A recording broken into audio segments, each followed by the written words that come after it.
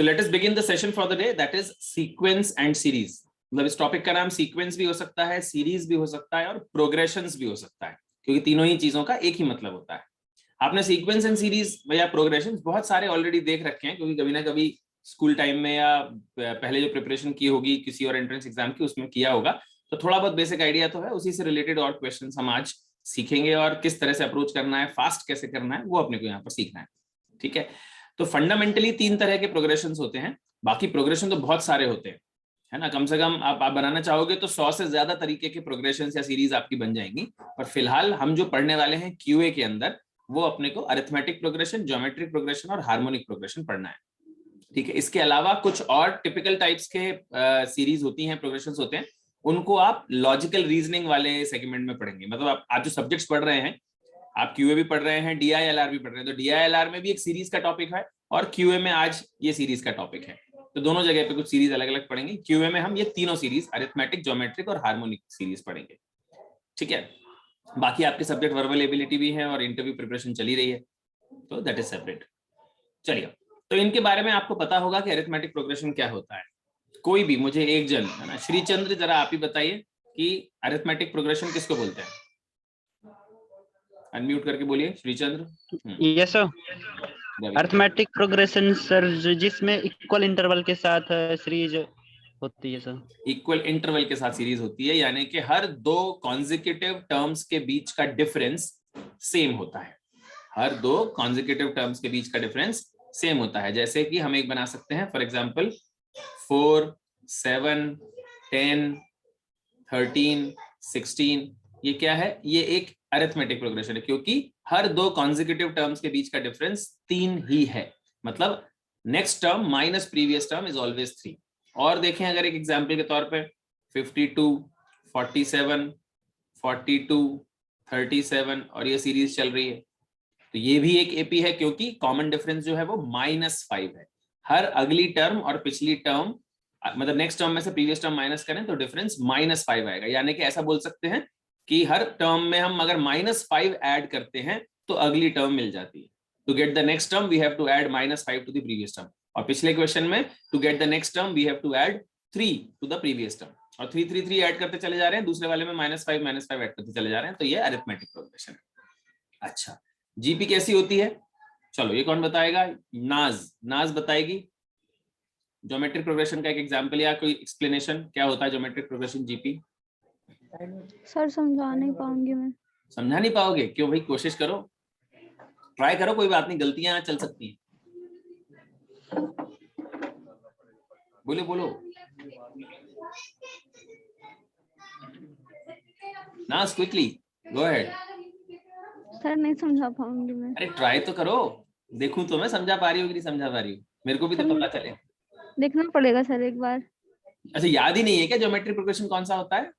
Yes sir. नहीं, आपकी बात से ऐसा लगा कि सर मुझे पता तो है पर मैं समझा नहीं पाऊंगी। नहीं सर। अच्छा, अब मुझे समझ में आया कि एक्चुअली पता नहीं है, इसलिए बताना मुश्किल है। चलो, तो कोई और ट्राई करेगा? Sir hello sir. हाँ बोलिए सर, ऐसी संख्या सीरीज लिखी जाती है जिनका अनुपात बराबर होता है, उसे हम जीपी कहते हैं। अनुपात बराबर होता है, बिल्कुल एकदम हिंदी में समझाया अच्छे से तुमने, राइट। जिनका कॉमन रेशो सेम होता है। अब कॉमन रेशो क्या चीज है भाई? बेसिकली हम हर पिछली टर्म में अगर एक सेम नंबर मल्टीप्लाई करें, सेम वैल्यू मल्टीप्लाई करें और अगली टर्म निकालते चले जाएं। जैसे फॉर एग्जांपल 2, फिर 6, फिर 18, फिर 54, और ये चलता चला जा रहा है। क्या हो रहा है? 2 3 6, 6 3 18, 18 3 54 एंड फर्दर ऑन। मतलब हर अगली टर्म और पिछली टर्म का रेशो यानी कि 6/2, 6 divided by 2, 18 divided by 6, 54 divided by 18, ये सब सेम आ रहा है। अगली टर्म और पिछली टर्म का रेशो सब में 3 है। इसी तरह से एक और बन सकती है, एक और सीरीज हम जीपी की अगर बनाएं तो कैसे बनेगी? मान लीजिए लिखा हुआ है 3, फिर लिखा है 3/2, फिर लिखा है 3/4, फिर लिखा है 3/8, 3/16 एंड सो ऑन। तो आप देख पा रहे हो क्या मल्टीप्लाई हो रहा है हर पिछली टर्म में अगली टर्म लाने के लिए? We are multiplying 1/2। 1/2 मल्टीप्लाई होता जा रहा है। 3 से 3/2 आया, फिर 3/4 आया, फिर 3/8 आया, फिर 3/16 आया एंड सो ऑन, क्योंकि ये एक जीपी है जहां पर कॉमन रेशो क्या है? 1/2। common ratio is 1/2 which is getting multiplied to the previous term to get the next term. अब आते हैं HP पे. चलो HP के बारे में कौन बताएगा? कोई भी अनम्यूट करके यस बोल दे सबसे पहले. तो अपने आप ट्राई नहीं करेंगे तो फिर मैं किसी को पकड़ के पूछूंगा. चलो Vinay Pandey. Vinay. Sir I am faculty. You are a faculty. Okay okay चलेगा, कोई प्रॉब्लम नहीं. सो रत्नेश बताएंगे. Ratnesh Shukla. Yes, sir. Yes, Ratnesh. Tell me, what is harmonic progression? Sir, I can guess, but I'm not clear about it. ठीक है, कोई बात नहीं. चलिए guess कीजिए. So I think that the progression in which the two number appear in harmony, like in given like Number appear in harmony. बड़ी उनमें आपस में सौहार्द होता है, बहुत दोस्ती होती है नंबर्स में, ऐसा कुछ. Numbers appear in harmony मतलब. So like in physics there is harmonic motion after a given interval it happens. So I mean to say that. एक आध एग्जाम्पल बताओगे मुझे?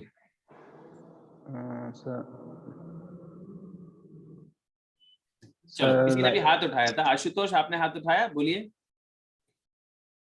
You raised hand. Yes sir, rational number में जो difference करता है constant. बोलिए. तो रैशनल ऑर्डर में जो कांस्टेंटली डिफरेंट करता है उसमें हार्मोनिक सीरीज बोलते हैं. रैशनल ऑर्डर में मतलब जैसे 1/a हो गया, 1/a+b हो गया, फिर 1/a+2b हो गया. रैशनल ऑर्डर कैसे हुआ? ये तो ठीक है, आपने जो एग्जांपल दिया वो तो सही है, पर उसका जो एक्सप्लेनेशन दिया था रैशनल ऑर्डर, इसका क्या मतलब है? चलो साक्षी और प्रियांशी ने भी हाथ उठाए हैं, तो भाई प्रियांशी बोलिए. Good morning sir. Good morning Priyanshi. Sir harmonic progression वो होता है जिसमें अरिथमेटिक और ज्योमेट्रिक दोनों की प्रॉपर्टी फॉलो होती है. नहीं, वो एजीपी अलग होता है. That is different. वो एजीपी होता है, arithmetic geometric progression. That is different, जिसमें अरिथमेटिक और ज्योमेट्रिक दोनों की प्रॉपर्टी लगती है. थोड़ा सा मतलब सर मैं एक्सप्लेन कर रही हूँ. अरिथमेटिक प्रोग्रेशन का सर रेसिप्रोकल, लाइक अपन जैसे 2 4 6 ये हो गया अरिथमेटिक, बट उसका 1/2 1/4 1/6 this is a harmonic progression. That is correct. That now it is correct. तो उसको अरिथमेटिक और ज्योमेट्रिक का कॉम्बिनेशन बोलना शायद ठीक नहीं होगा. आप जो बाद में बताया, आपने एक्सप्लेन किया, वो बिल्कुल सही है. So I have got the answer. भाई क्या होता है? न्यूमरेटर कांस्टेंट हो, न्यूमरेटर कांस्टेंट हो और डिनोमिनेटर में एक एपी चल रही हो.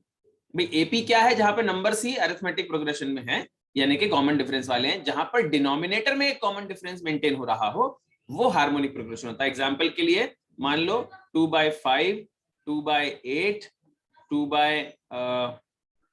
क्या होगा 11 2/14 2/17 एंड सो ऑन. ये जो दिख रहा है ये आपको एपी नजर आ रहा है. 2/5 2/8 2/11 क्या हो रहा है? ऊपर 2 कांस्टेंट है और नीचे 3 3 3 इंक्रीज होता चला जा रहा है, यानी नीचे डिनोमिनेटर में एक एपी बन रही है. अगर डिनोमिनेटर में एक एपी बन रही है और न्यूमरेटर कांस्टेंट हो तो फिर वो एक एचपी है. ठीक है. सो हमेशा जो बोलना चाह रहे थे शुरू, तो थोड़ी देर पहले आशुतोष ने बोला था कि सर रैशनल ऑर्डर होता है. बेसिकली वो रैशनल नंबर्स बोलना चाह रहे थे. रैशनल ऑर्डर बोलना शायद ठीक नहीं था. रैशनल नंबर्स अगर एक सीरीज में है और उसमें डिनोमिनेटर से एपी बना रहे हैं, तो फिर हम कह सकते हैं that harmonic progression is there. ठीक है. अमित अग्निहोत्री, आप अपना वीडियो ऑफ कर सकते हैं. चलिए, तो ये एग्जाम्पल था. अच्छा, कभी कभी क्या होता है, इसको थोड़ा सिंप्लीफाई करके, ये जो 2/8 है इसको अपन 1/4 भी लिख सकते हैं. ये जो 2/14 है इसको 1/7 भी लिख सकते हैं. तो कभी कभी सीरीज इस ऑर्डर में भी मिलेगी. ऐसी कैसी मिलेगी लिखी हुई? 2/5 1/4 2/11 1/7 2/17 एंड सो ऑन. तो इसको देख के कंफ्यूज नहीं होना कि सर न्यूमरेटर तो सेम है ही नहीं. न्यूमरेटर कभी 2 है कभी 1 है. अगर ऑल्टरनेटली न्यूमरेटर अलग अलग चल रहा है तो आप उसमें न्यूमरेटर को सेम कर सकते हो. कैसे? 1/4 में 2/2 का मल्टीप्लाई करके और 1/7 में 2/2 का मल्टीप्लाई करोगे तो ये वाली सीरीज वापस से बन जाएगी. तो आपको न्यूमरेटर कांस्टेंट बनाने का प्रोसेस करना होगा सो दैट आपको सही एचपी नजर आए. ठीक है. तो भैया अरिथमेटिक प्रोग्रेशन, ज्योमेट्रिक प्रोग्रेशन और हार्मोनिक प्रोग्रेशन के कुछ एग्जांपल्स अपन ने समझे जिसके थ्रू जाना. तो बेसिकली सीरीज क्या है? सीरीज एक ऐसी लिस्ट ऑफ नंबर्स है, सीरीज एक ऐसी लिस्ट ऑफ नंबर्स है जिसमें हर टर्म अपनी पिछली टर्म से निकाली जा सकती है. पहली टर्म कहां से आई पता नहीं, पर हर अगली टर्म को पिछली टर्म की मदद से निकाला जा सकता है by a definite law, by a definite pattern, by a definite rule, कुछ भी बोल सकते हैं। ठीक है, एक रूल लग रहा होगा, वो रूल एडिशन का हो सकता है, वो रूल मल्टीप्लिकेशन का हो सकता है, वो रूल स्क्वायरिंग का हो सकता है, वो रूल बहुत सारे हो सकते हैं और उससे बहुत सारी सीरीज भी बन सकती हैं। हम अभी सिर्फ एपी, जीपी और एचपी 3 तरह के रूल्स वाली सीरीज पढ़ने वाले हैं। ठीक है, इसमें अभी जो मैंने डिस्कस किया आप लोगों के साथ, उसमें किसी को कुछ पूछना तो नहीं है? इफ देयर एनी क्वेश्चन और डाउट तो पूछ लें अभी अनम्यूट करके। सर एचपी एक बार और सर डिस्कस कर लीजिए। एचपी एक बार और बताना है तो भाई देखो वापस से एचपी देखें। अगर ऐसा सीरीज है, ध्यान से देखना जरा, 3/2, 3/4, 3/6, 3/8, 3/10, 3/12 दिखाई दे रही है? ये एक एचपी है। क्यों है ये एचपी? एचपी की क्या प्रॉपर्टी है? एचपी की प्रॉपर्टी ये होती है कि ऐसा फ्रैक्शन जिसमें न्यूमरेटर, पूरी लिस्ट में न्यूमरेटर कांस्टेंट चल रहा है, 3 3 3 3 3 ही है, और नीचे जो डिनोमिनेटर है वहां पर एक एपी बन रही है। न्यूमरेटर में एपी नहीं बने, डिनोमिनेटर में एक एपी बने। हर टर्म का जो डिनोमिनेटर है उनको अगर सीक्वेंस में लिखें तो वो एक अरिथमेटिक प्रोग्रेशन नजर आए। तो 2 4 6 8 10 12 आप देख रहे हो, ये एक एपी है 2 2 के कॉमन डिफरेंस वाली, राइट? तो ऐसी सीरीज को हम एचपी बोलते हैं, हार्मोनिक प्रोग्रेशन बोलते हैं। न्यूमरेटर जहां कांस्टेंट और डिनोमिनेटर्स आपस में एक एपी फॉर्म कर रहे हो, so that is called an HP. Clear हुआ? Yes sir. चलिए, अब नीचे मैंने कुछ सीरीज लिख रखी हैं आप लोगों के लिए भैया, जल्दी से फटाफट बताते चले जाना है और मैं पूछते जाऊंगा, वो बताता जाएगा ना। सब लोग ध्यान से देखते जाएं और मैं पूछ रहा हूं अलग अलग लोगों से। अमित अग्निहोत्री, अमित बताइए पहली सीरीज जो है वो क्या है? एपी है, जीपी है, या एचपी है, या कुछ और है? अमित अग्निहोत्री।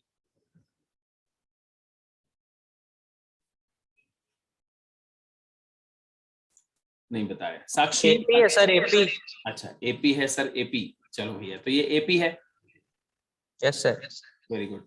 चलो साक्षी बताइए सेकंड वाली क्या है? एपी है, जीपी है, एचपी है, या कुछ और? Second Sakshi Tiwari. Sir AP. AP है। अब ये दोनों एपी क्यों हैं? क्योंकि पहली सीरीज में आप देख रहे हो तो +4 हाँ जी, कोई कुछ बोल रहा था? नहीं, चलिए। तो पहली सीरीज में +4 हो रहा है, इसलिए एपी है। दूसरी सीरीज में -8 होता जा रहा है हर टर्म्स, अगली टर्म को निकालने के लिए, तो इसलिए वो भी एपी है। तीसरी टर्म मनु गौतम बताएंगे। एपी है सर। तीसरी टर्म भी एपी है? नो, तीसरी टर्म तो जीपी है। ध्यान से देखें। 4 3 12, 12 3 36, 36 into 3 108, क्या हो रहा है? मल्टीप्लाइड बाय 3 हो रहा है, इसलिए ये जीपी है। चलो चौथी शिवम दुबे, शिवम बताइए फोर्थ सीरीज कौन सी है? Sir HP. नहीं, एचपी नहीं है, वो जीपी ही है। फोर्थ सीरीज जीपी है। ध्यान से देखो, नीचे जो डिनोमिनेटर्स हैं वो एपी नहीं बना रहे, है ना? एचपी कब होती है? जब डिनोमिनेटर्स एपी में हो, न्यूमरेटर कांस्टेंट हो। या न्यूमरेटर कांस्टेंट है पर डिनोमिनेटर एपी नहीं बना रहे। ध्यान से देखो, 2 4 8 16 मल्टीप्लाई हो रहा है कुछ। बेसिकली हर टर्म में 1/2 का मल्टीप्लाई हो रहा है अगली टर्म लाने के लिए। 3/2 से 3/4, 3/4 से 3/8, मतलब 1/2 मल्टीप्लाई, फिर 1/2 मल्टीप्लाई किया 3/16। सो बेसिकली ये जीपी है जहां पर क्या मल्टीप्लाई हो रहा है? 1/2 मल्टीप्लाई हो रहा है। Correct? So that is why it is a GP, not an HP. चलो विक्कू बताओ नेक्स्ट सीरीज, अगली सीरीज क्या है? एपी है, जीपी है, एचपी है, या कुछ और है? विक्कू गुप्ता। एचपी है सर। अगली सीरीज एचपी है। डिनोमिनेटर कहां दिखाई दे रहा है तुम्हें उसमें? क्यों भाई Vikku? Yes sir. Sir GP है शायद। जीपी है शायद? नहीं, ये ना तो एपी है, ना ही एचपी है, ना ही जीपी है, तीनों में से एक भी नहीं है। तो इसको अपन क्या नाम दे देते हैं? अपन इसको स्पेशल सीरीज का नाम दे देते हैं। ठीक है, ये क्या सीरीज है? ये सीरीज अगर ध्यान से देखोगे तो ये लिखा हुआ है 4 स्क्वायर, 5 स्क्वायर, 6 स्क्वायर, 7 स्क्वायर, और आगे चलता जा रहा है। 4 का स्क्वायर, 5 का स्क्वायर, 6 का स्क्वायर, 7 का स्क्वायर। तो ना तो ये एपी है, ना ही ये जीपी। अगर इनकी वैल्यूज देखोगे तो वैल्यूज के बीच में डिफरेंस कितना आएगा? देखें जरा, ये 16 है, 25 है, 36 है और 49 है। इनके बीच में डिफरेंस 9 का है, फिर अगले वालों के बीच में डिफरेंस 11 का है, उसके अगले वाले में डिफरेंस 13 का है। तो डिफरेंस तो बढ़ता चला जा रहा है। तो ये ना एपी है, ना जीपी है, ना एचपी, तो हमने इसको स्पेशल प्रोग्रेशन का नाम दे दिया। ठीक है, ये तीनों में ही नहीं आती। तो आपको ये भी पहचानना होगा कि कौन सी सीरीज तीनों कैटेगरीज में ही नहीं आती। अगली वाली भी साफ साफ नजर आ रही है कि वो भी एक स्पेशल सीरीज ही है, स्पेशल प्रोग्रेशन ही है।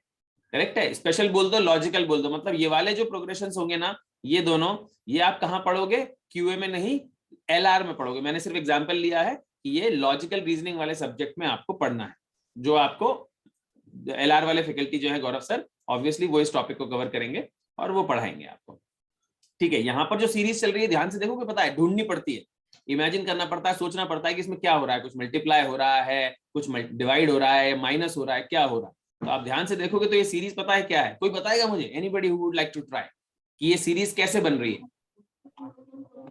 कोई भी अनम्यूट करके मुझे बता सकता है। 5, 24, 61, 122 क्या हो रहा है ये सीरीज? कैसे सीरीज है? Yes sir. बोलिए, कौन बोल रहा है? सर नाज हूँ सर। नाज, अरे वाह, गुड, बताओ।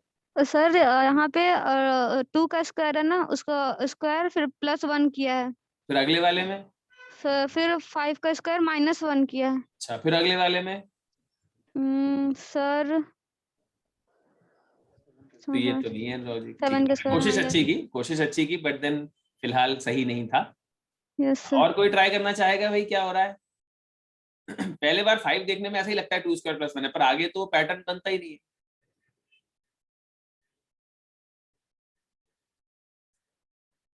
हाँ जी, कोई और ट्राई करना चाह रहा है?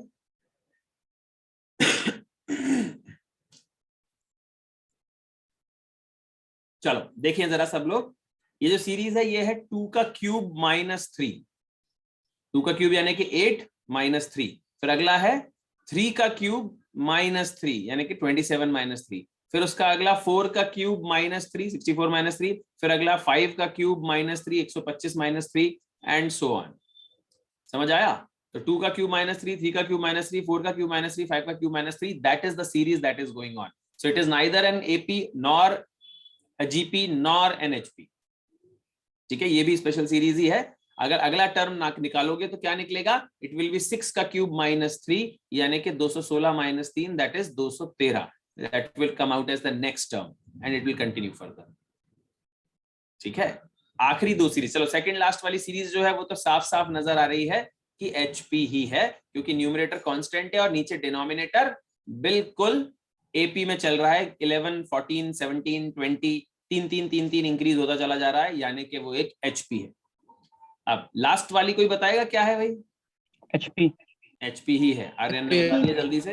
लास्ट वाली भी एचपी ही है। लास्ट वाली क्यों एचपी है? ये जो 1/7 है इसको कैसे लिखोगे? You will make it 2/14। 1/7 को आप 2/14 मानोगे और ऐसे ही 1/10 को आप 2/20 मानोगे, तो आपको सीरीज दिखाई दे जाएगी 2/11, 2/14, 2/17, 2/20। तो ऊपर 2 कांस्टेंट हो जाएगा और नीचे 11, 14, 17, 20 यानी कि वही 3 बढ़ रहा है जैसे कि सेकंड लास्ट वाली सीरीज में बढ़ रहा है। तो ये भी एचपी है। जब कभी न्यूमरेटर डिनोमिनेटर कैंसिल ऑफ हो रहे होते हैं तो उनको कैंसिल करके टर्म्स लिखी हुई होती हैं, उनको आपको वापस से रॉ फॉर्म में लाना होता है न्यूमरेटर को सेम करके। ठीक है, इस तरह से हम सीरीज को सबसे पहले देख के पहचानते हैं कि भाई वो एपी है, जीपी है, एचपी है या इन तीनों के अलावा कोई और ही सीरीज है, और उसके बेसिस पर फिर हम उसका नेक्स्ट टर्म या जो भी हमें पूछा जाता है वो हम निकालते हैं। ठीक है, किसी को कुछ पूछना तो नहीं है? Else I move ahead. कोई कुछ पूछना चाहता है क्या? नहीं, चलिए तो आगे चलते हैं और शुरुआत करते हैं अरिथमेटिक प्रोग्रेशन से। तो अरिथमेटिक प्रोग्रेशन क्या होता है? आपने ऑलरेडी बताया कि कॉमन डिफरेंस होता है, यानी कि हम उस सीरीज को इस तरह से इमेजिन कर सकते हैं कि हमारी पहली टर्म जो है वो अगर ए है तो अगली टर्म में हमने कुछ डी जोड़ दिया, तो फिर से डी जोड़ दिया तो तीसरी टर्म आ गई, फिर से डी जोड़ दिया तो चौथी टर्म आ गई, और ये सीरीज चलती चली जा रही है। तो ध्यान से देखेंगे तो पहली टर्म में 0 डी है, एक भी डी नहीं है। दूसरी टर्म में 1 डी है, तीसरी टर्म में 2 डी है, चौथी टर्म में 3 डी है, 10वीं टर्म में 9 डी होंगे, 15वीं टर्म में 14 डी होंगे, 50वीं टर्म में 49 डी होंगे एंड सो ऑन। तो nवीं टर्म अगर होगी तो उसमें कितने डी होंगे? n-1 डी होंगे। तो इससे हमें क्या पता चल गया? हमें nth टर्म पता चल गया। अगर हम पहली टर्म को t1, दूसरी टर्म को t2, t3, t4 ऐसे बोलें तो nवीं टर्म को tn बोलेंगे और उसकी वैल्यू क्या हो गई? a + n-1 इंटू डी, है ना। और यही फॉर्मूला यहाँ लिखा हुआ है। अब आपके सामने एक सीरीज दी हुई है भैया, ये सीरीज आपको गिवन है 21, 26, 31, 36, 41। तो जल्दी से मुझे कोई बताएगा कि इस सीरीज की 21वीं टर्म क्या होगी? 21st टर्म, 21वीं टर्म इस सीरीज की कौन सी होगी? 21वें नंबर पे जो आएगी, कोई भी अनम्यूट करके बोल सकता है।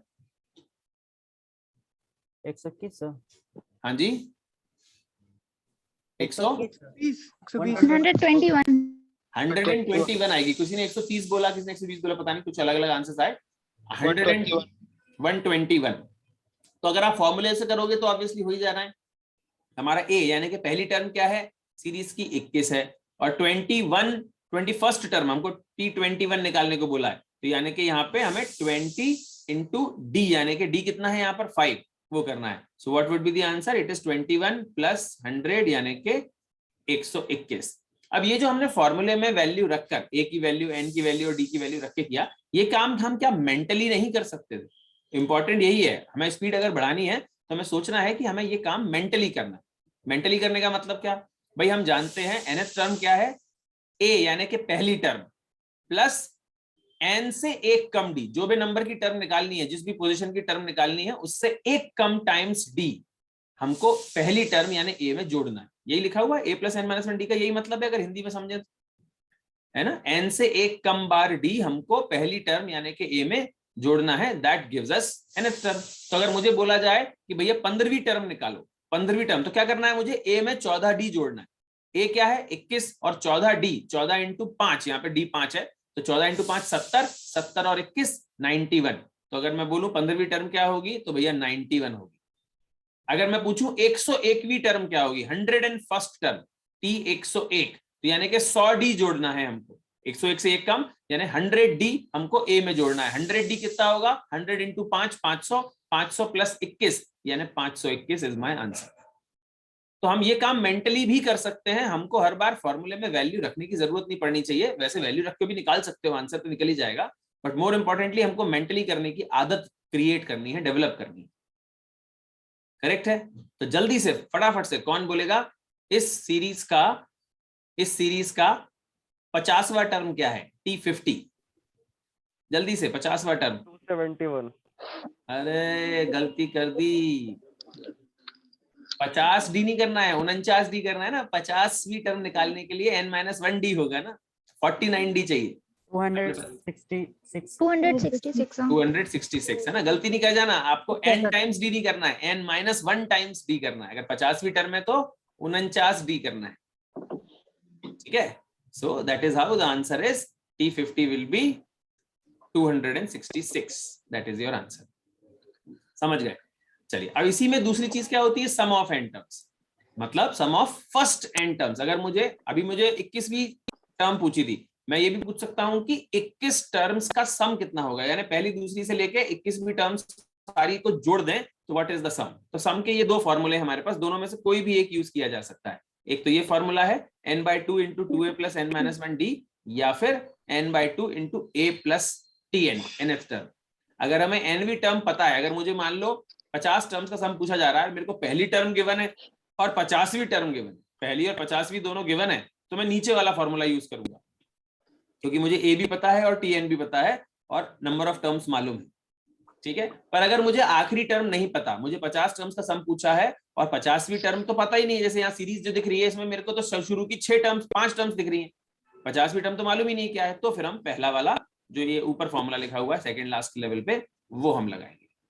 तो चलो जल्दी से मुझे बता दो, इस सीरीज में जो सीरीज गिवन है ऊपर यहाँ पर सामने स्क्रीन पे, इसकी 15 टर्म्स का सम कितना आएगा? What is the sum of first 15 terms?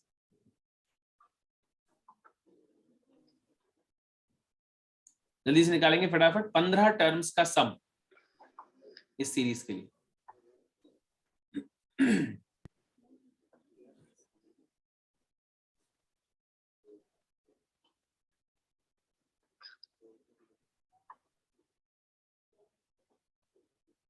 और आंसर चैट बॉक्स में लिख के भेजना है सभी को क्विकली।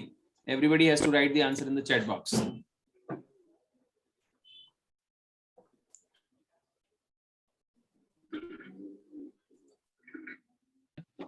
रेखा हो गया। पुष्पा अपने को, एक मिनट बातें नहीं करेंगे, मतलब माइक ऑफ रखेंगे। पुष्पा आपने शायद 15वीं टर्म निकाल दी है, 15वीं टर्म नहीं पूछी थी, 15 टर्म्स का सम पूछा है। अभी तक बड़े सारे आंसर आए हैं और अलग अलग आंसर आ रहे हैं। आर्यन का आंसर 765 आया, मानसी का आंसर 845 आया, फिर आदित्य, ऋतु और ऋतिका के आंसर 840 आए, आशुतोष का आंसर 540 आ रहा है, फिर श्रीचंद्र के 820 आ रहा है, रवि का, और फिर 1065। बाप रे, इतने सारे अलग अलग आंसर।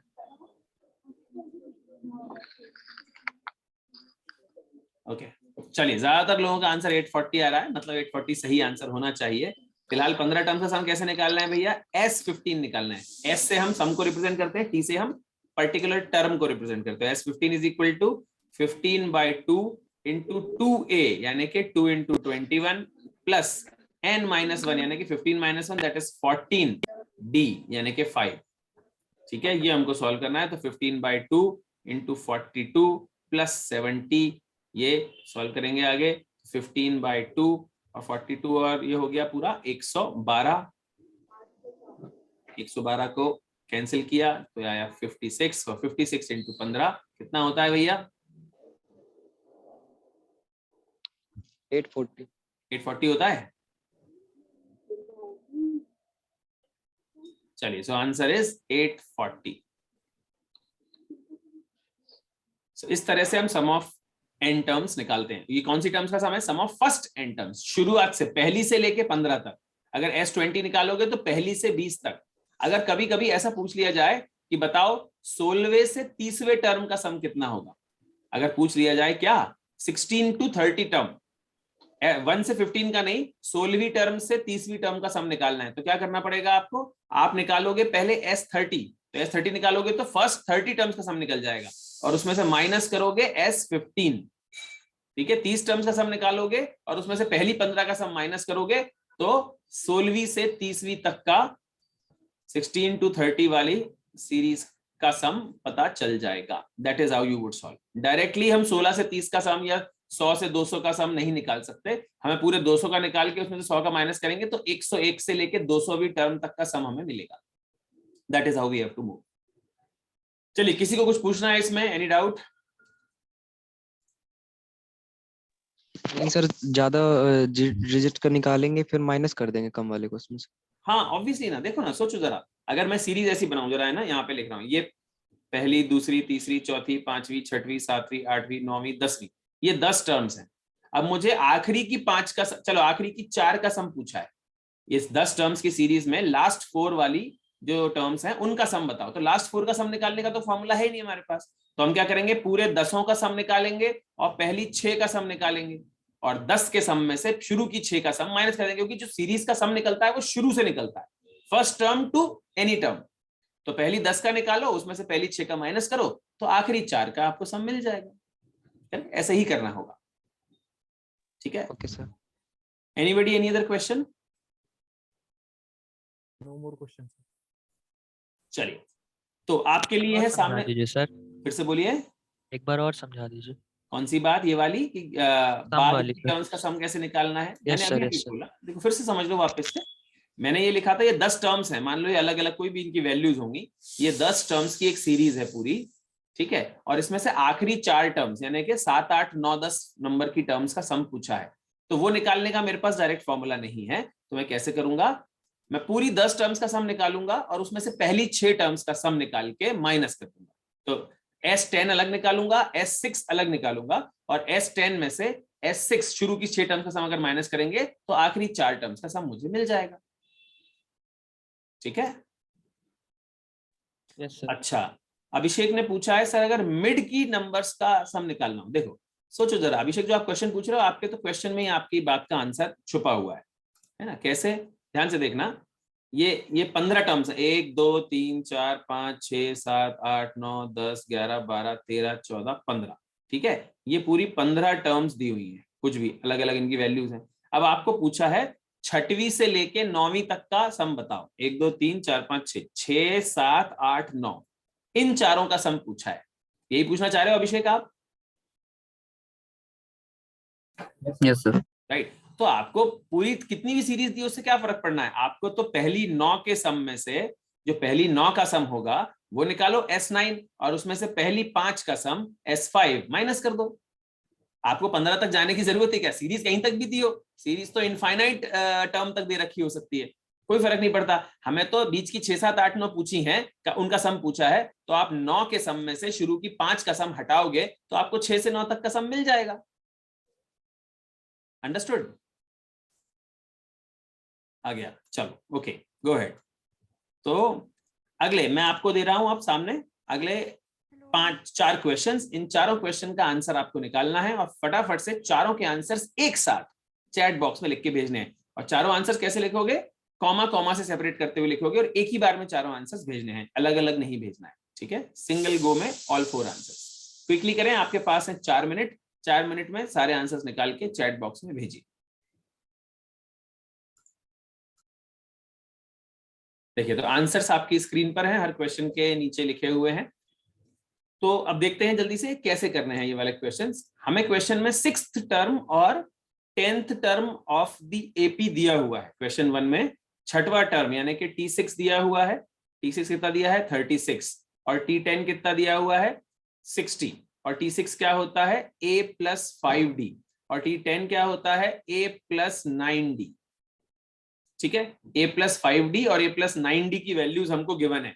अगर हम A + 9D में से A + 5D माइनस करेंगे यानी T10 - T6 करेंगे तो 60 - 36 यानी कि 24 मिलेगा और 24 क्या होगा, that will be equal to 4D। A + 9D में से A + 5D माइनस करोगे तो 24 क्या होगा, दैट इज 4D। तो अगर 4D बराबर 24 है तो D = 6 आ गया।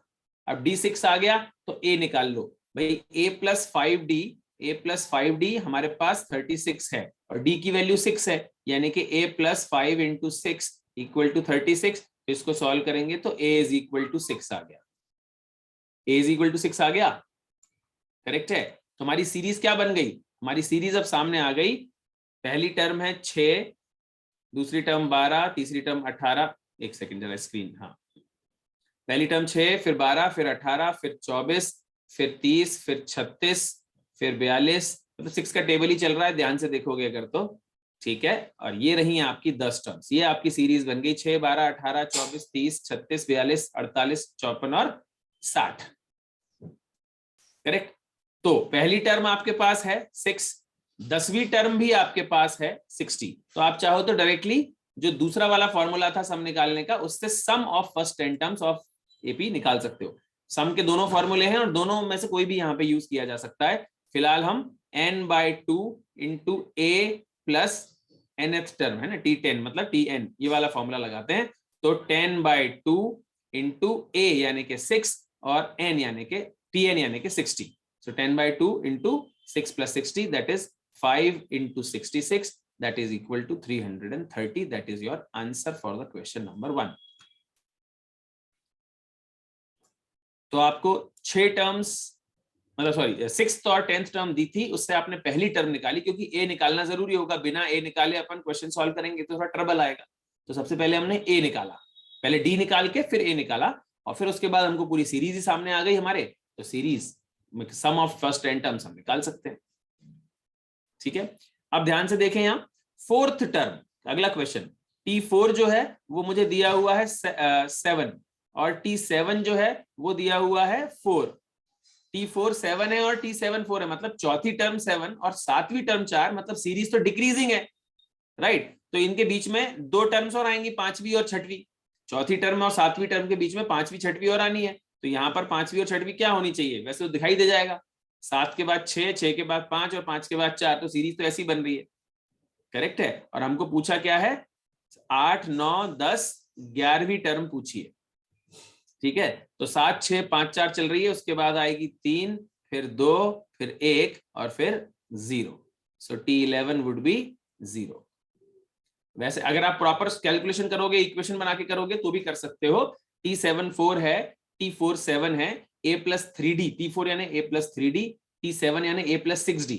तो आप अगली टर्म में से पिछली टर्म माइनस करोगे, T7 में से T4 माइनस करोगे, डिफरेंस होगा 3D, 3D = -3, तो D = -1 आ जाएगा। समझ रहे हो बात को?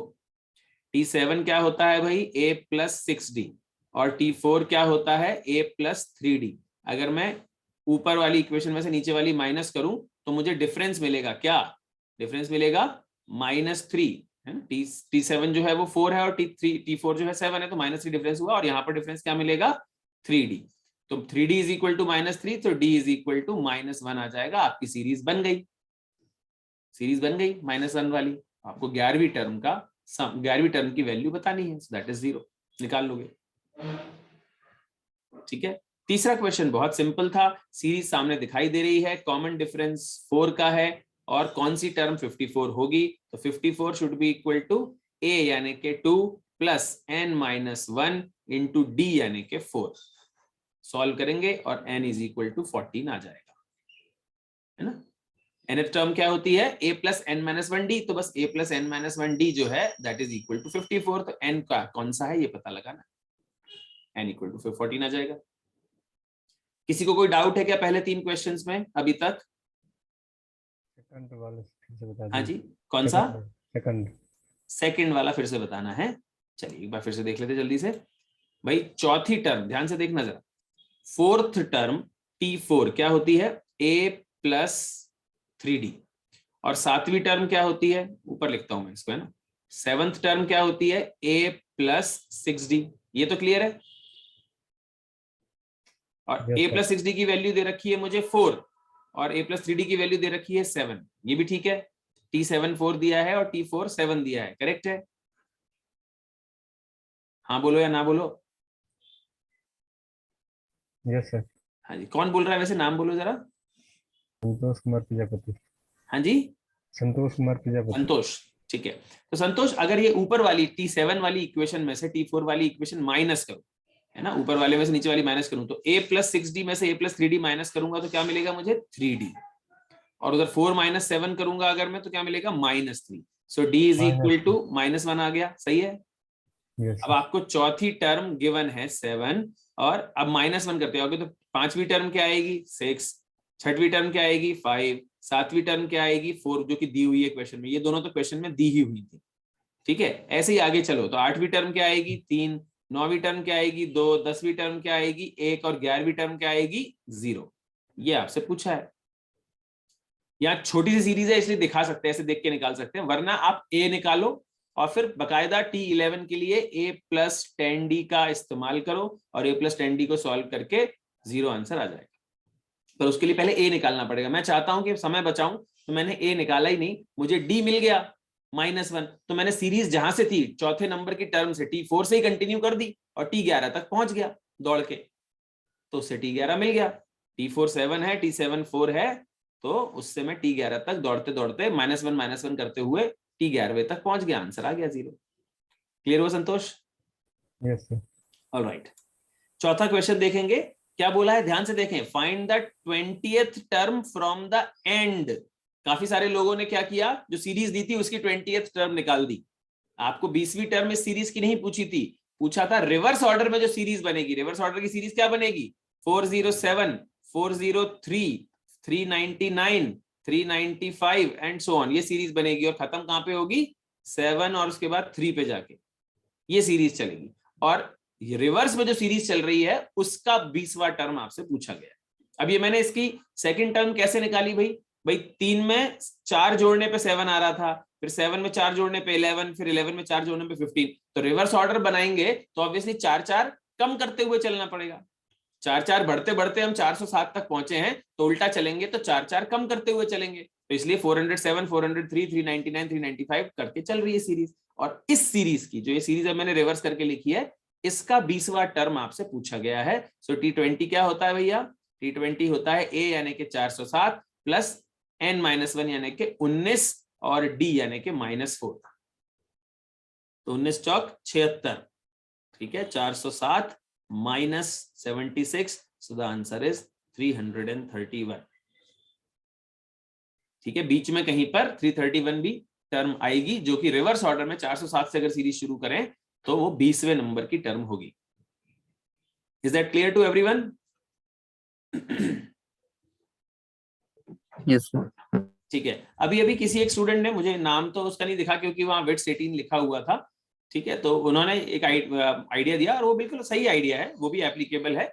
अभी मैंने थोड़ी देर पहले बताया था कि अगर मुझे 10 टर्म्स दी हुई है ना, 1 2 3 4 5 6 7 8 9 10, और इन 10 टर्म्स में मुझे आखिरी 4 टर्म्स का सम पूछा गया है, तो मैंने आपको तरीका बताया कि भैया आप 10 का सम निकालो, S10 निकालो, तो 10 टर्म्स का सम आ जाएगा, और उसमें से S6 यानी पहली 6 टर्म्स का सम माइनस कर दो, तो उससे 10 में से अगर 6 हटा दोगे तो आखिरी 4 टर्म्स का सम आ जाएगा।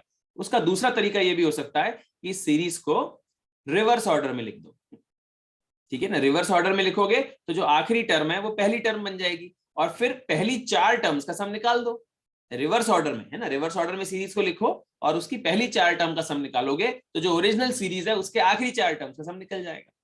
So that's the correct approach, no problem at all, बिल्कुल ऐसे भी कर सकते हैं, ठीक है। ओके, प्रियांशी शुक्ला ने बताया था भाई ये बात, है ना, प्रियांशी शुक्ला। भाई आप लोग अपने नाम से ही लॉगिन किया करो ना, कोशिश करके, आप किसी कोड से लॉगिन करते हो तो नाम ही दिखाई नहीं देता, सो मेक श्योर कि आप नाम से ही लॉगिन करें। ग्रेट, विकास आप कुछ बोलना चाह रहे थे क्या? विकास कुशवाहा? नो सर, थोड़ा सा ऑडियो क्लियर नहीं था इसलिए बस थोड़ा सा। Okay, perfect. चलिए, किसी को कुछ और पूछना है? नहीं, बढ़िया। अब देखिए कुछ, हाँ, ओके, देखिए जरा, अब हम कुछ एक स्पेसिफिक वैरायटी के क्वेश्चंस के बारे में डिस्कस कर रहे हैं। कभी कभी क्वेश्चन में लिखा होता है कि एक एपी की 3 टर्म्स का सम, फर्स्ट 3 टर्म्स का सम गिवन है, ठीक है। कभी दिया होता है एक एपी की पहली 5 टर्म्स का सम गिवन है, कभी दिया होता है एपी की 4 टर्म्स का सम गिवन है। जब भी क्वेश्चन में पर्टिकुलर नंबर ऑफ टर्म्स का सम दे रखा हो, 3 टर्म्स का सम, 4 टर्म्स का सम, 5 टर्म्स का सम, तो उस केस में हमें क्वेश्चन कैसे सॉल्व करना चाहिए? हमें बजाय ये जो हम अभी तक मानते आ रहे हैं ए plus D, A plus 2d, A plus 3d, ऐसी वाली सीरीज जो मान रहे हैं ना, इसको ना माने, बजाय उसके अगर 3 टर्म्स दे रखी हैं तो वो 3 टर्म्स क्या माने? ए माइनस डी, ए और ए प्लस डी माने। इसमें ए पहली टर्म नहीं है, in this case A is not the first term, A is the middle term, ठीक है, क्योंकि 3 टर्म्स है तो बीच वाली हमने ए ले ली, एक तरफ डी माइनस कर दिया, एक तरफ डी प्लस कर दिया, तो सीरीज बन गई, है ना। ए माइनस डी, ए और ए प्लस डी की कॉमन डिफरेंस डी ही है, कॉमन डिफरेंस डी है, पर पहली टर्म ए नहीं है। इसका फायदा क्या, ऐसा करने से क्या फायदा होगा? फायदा ये होगा जब हम इन तीनों को ऐड करेंगे, ए माइनस डी प्लस ए प्लस डी, जब ऐड करेंगे तो डी डी कैंसिल होके हमको 3a मिल जाएगा, और जो भी वैल्यू क्वेश्चन में दे रखी है, मान लो दे रखा है 3 फर्स्ट 3 टर्म्स का सम जो है वो 24 है, तो तुरंत काट के हमको a की वैल्यू 8 मिल जाएगी। तो a यहाँ पे पहली टर्म नहीं है, a यहाँ पर मिडिल टर्म। फिर जो भी क्वेश्चन में एडिशनल इंफॉर्मेशन दी होगी उसकी मदद से हम d निकालेंगे, और फिर जो भी क्वेश्चन में पूछा गया होगा उसे आंसर करेंगे। निकालना तो हमको a और d है, ऐसा मानने से, जो हमने ये देखा अभी, ऐसा मानने से क्या फायदा होता है? क्वेश्चन थोड़ा सा फास्ट सॉल्व होगा। हम ऊपर वाला भी मानेंगे a plus D, A plus 2d, तो भी होगा, but it will take more time, ठीक है। जब 5 टर्म्स का सम दे रखा हो तो आप सम सीरीज को क्या मानोगे? ऐसा मानोगे जो आप देख पा रहे हो नीचे, ए है ना, बीच वाली टर्म को अपन ने a माना है, जैसे हमने 3 टर्म्स वाले में भी a माना था, ठीक है। बीच वाली टर्म को a माना, उसके पीछे जाओ a माइनस डी, और उसके और पीछे जाओ a माइनस 2d, और a के आगे जाओ a प्लस डी, और आगे जाओ तो a प्लस 2d। तो ये 5 टर्म्स हो गई, कॉमन डिफरेंस d ही है, ठीक है, और a जो है वो पहली टर्म नहीं है, मिडिल टर्म। इसमें भी वही फायदा होगा, जब हम 5 को ऐड करेंगे तो minus 2d plus 2d cancel हो जाएगा, माइनस डी और प्लस डी कैंसिल हो जाएगा, तो सब ऐड होके 5a मिलेगा, 5a इक्वल टू समथिंग होगा, और उससे हमें तुरंत a मिल जाएगा। दूसरी इक्वेशन में a की वैल्यू रखेंगे, उससे d मिल जाएगा, सीरीज सामने आ जाएगी, ठीक है। अगर कभी 4 टर्म्स का सम दे रखा हो, अगर कभी 4 टर्म्स का सम दे रखा हो, तो फिर हम a कोई भी टर्म नहीं लेंगे। हम क्या करेंगे, देखो ध्यान से देखना, अगर मेरे पास 5 चीजें एक लाइन में रखी हुई, 5 चीजें एक लाइन में रखी, तो मैं पूछूंगा बीच वाली कौन सी, तो मुझे मालूम है बीच वाली ये है, 5 चीजों में से बीच वाली तो ये वाली है। पर अगर मान लो 4 चीजें रखी हैं और मेरे से पूछा जाए कि बीच वाली कौन सी, तो भैया बीच में कोई एक है ही नहीं, बीच में ये 2 है। अगर 4 टर्म्स की बात करोगे तो बीच में कोई एक नहीं है, बीच में 2 मानी जाएंगी, दोनों तरफ बराबर बराबर छोड़ना है अगर तो। और ऐसे ही अगर 6 टर्म्स की बात हो रही है तो भी बीच में 2 है, करेक्ट है। अगर 3 ऑड नंबर ऑफ टर्म्स होती हैं तो मिडिल टर्म क्लियर होती है, पर अगर इवन नंबर ऑफ टर्म्स होती हैं तो फिर उस केस में बीच में 2 टर्म्स को मिडिल टर्म माना जाता है। तो यहाँ पर जब 4 टर्म्स होंगी तो हम मिडिल टर्म्स 2, ये वाली 2 जो है बीच की दिख रही होंगी आपको, इनको हम a माइनस डी और a प्लस डी मानेंगे। ठीक है, तो कॉमन डिफरेंस जो है वो 2d का हो जाएगा अगर हम बीच की 2 टर्म्स a माइनस डी और a प्लस डी मान रहे हैं, क्योंकि हमें d को कैंसिल ऑफ करना है। ठीक है, तो a minus d a plus D cancel होके 2a मिल जाएगा। तो अब उसके पीछे जाओगे a माइनस डी के, तो 2d पीछे जाना है, तो a माइनस 3d होगी पहली टर्म और a प्लस 3d हो जाएगी आखिरी term. Common difference is 2d now. अब a और d सिर्फ वेरिएबल्स हैं, a ना तो पहली टर्म है ना कोई सी भी टर्म है, और ना ही d कॉमन डिफरेंस है। यहाँ पर a कोई टर्म नहीं है, सिर्फ एक वेरिएबल है, और कॉमन डिफरेंस 2d का है 4 टर्म्स में। और ऐसे ही बिल्कुल 6 टर्म्स का सम देखोगे तो 6 टर्म्स का अगर सम दिया है क्वेश्चन में, तो आपको बीच वाली दोनों टर्म्स को a माइनस डी और a प्लस डी मानना होगा। उसके पीछे जाओगे तो a माइनस 3d और a माइनस 5d, और आगे जाओगे तो a प्लस 3d और a प्लस 5d मानोगे, क्योंकि बीच की दोनों टर्म्स के बीच में गैप जो है वो 2d का है, तो 2d का ही कॉमन डिफरेंस हमें मेंटेन करना होगा। तो सिंपल दिमाग में याद क्या रखना है अब, कि अगर 3 टर्म्स का सम, 5 टर्म्स का सम, 7 टर्म्स का सम क्वेश्चन में दिया है तो आप उनको d कॉमन डिफरेंस मानते हुए और a को मिडिल में रख के करोगे क्वेश्चन को सॉल्व। ठीक है, और अगर 4, 6 या 8 टर्म्स का सम दे रखा है तो क्या करना है, बीच वाली दोनों टर्म्स को a minus d a plus D मानोगे, कॉमन डिफरेंस 2d रखते हुए उसके आगे पीछे की टर्म्स क्रिएट करोगे। ठीक है, इस तरह से करना है। चलिए कुछ क्वेश्चंस आपके सामने, ये आपको ट्राई करने हैं। 7वें क्वेश्चन की लैंग्वेज को पढ़ के ट्राई करना, थोड़ा नया क्वेश्चन है, बाकी 5वां और 6वां आप ट्राई कर सकते हैं पहले।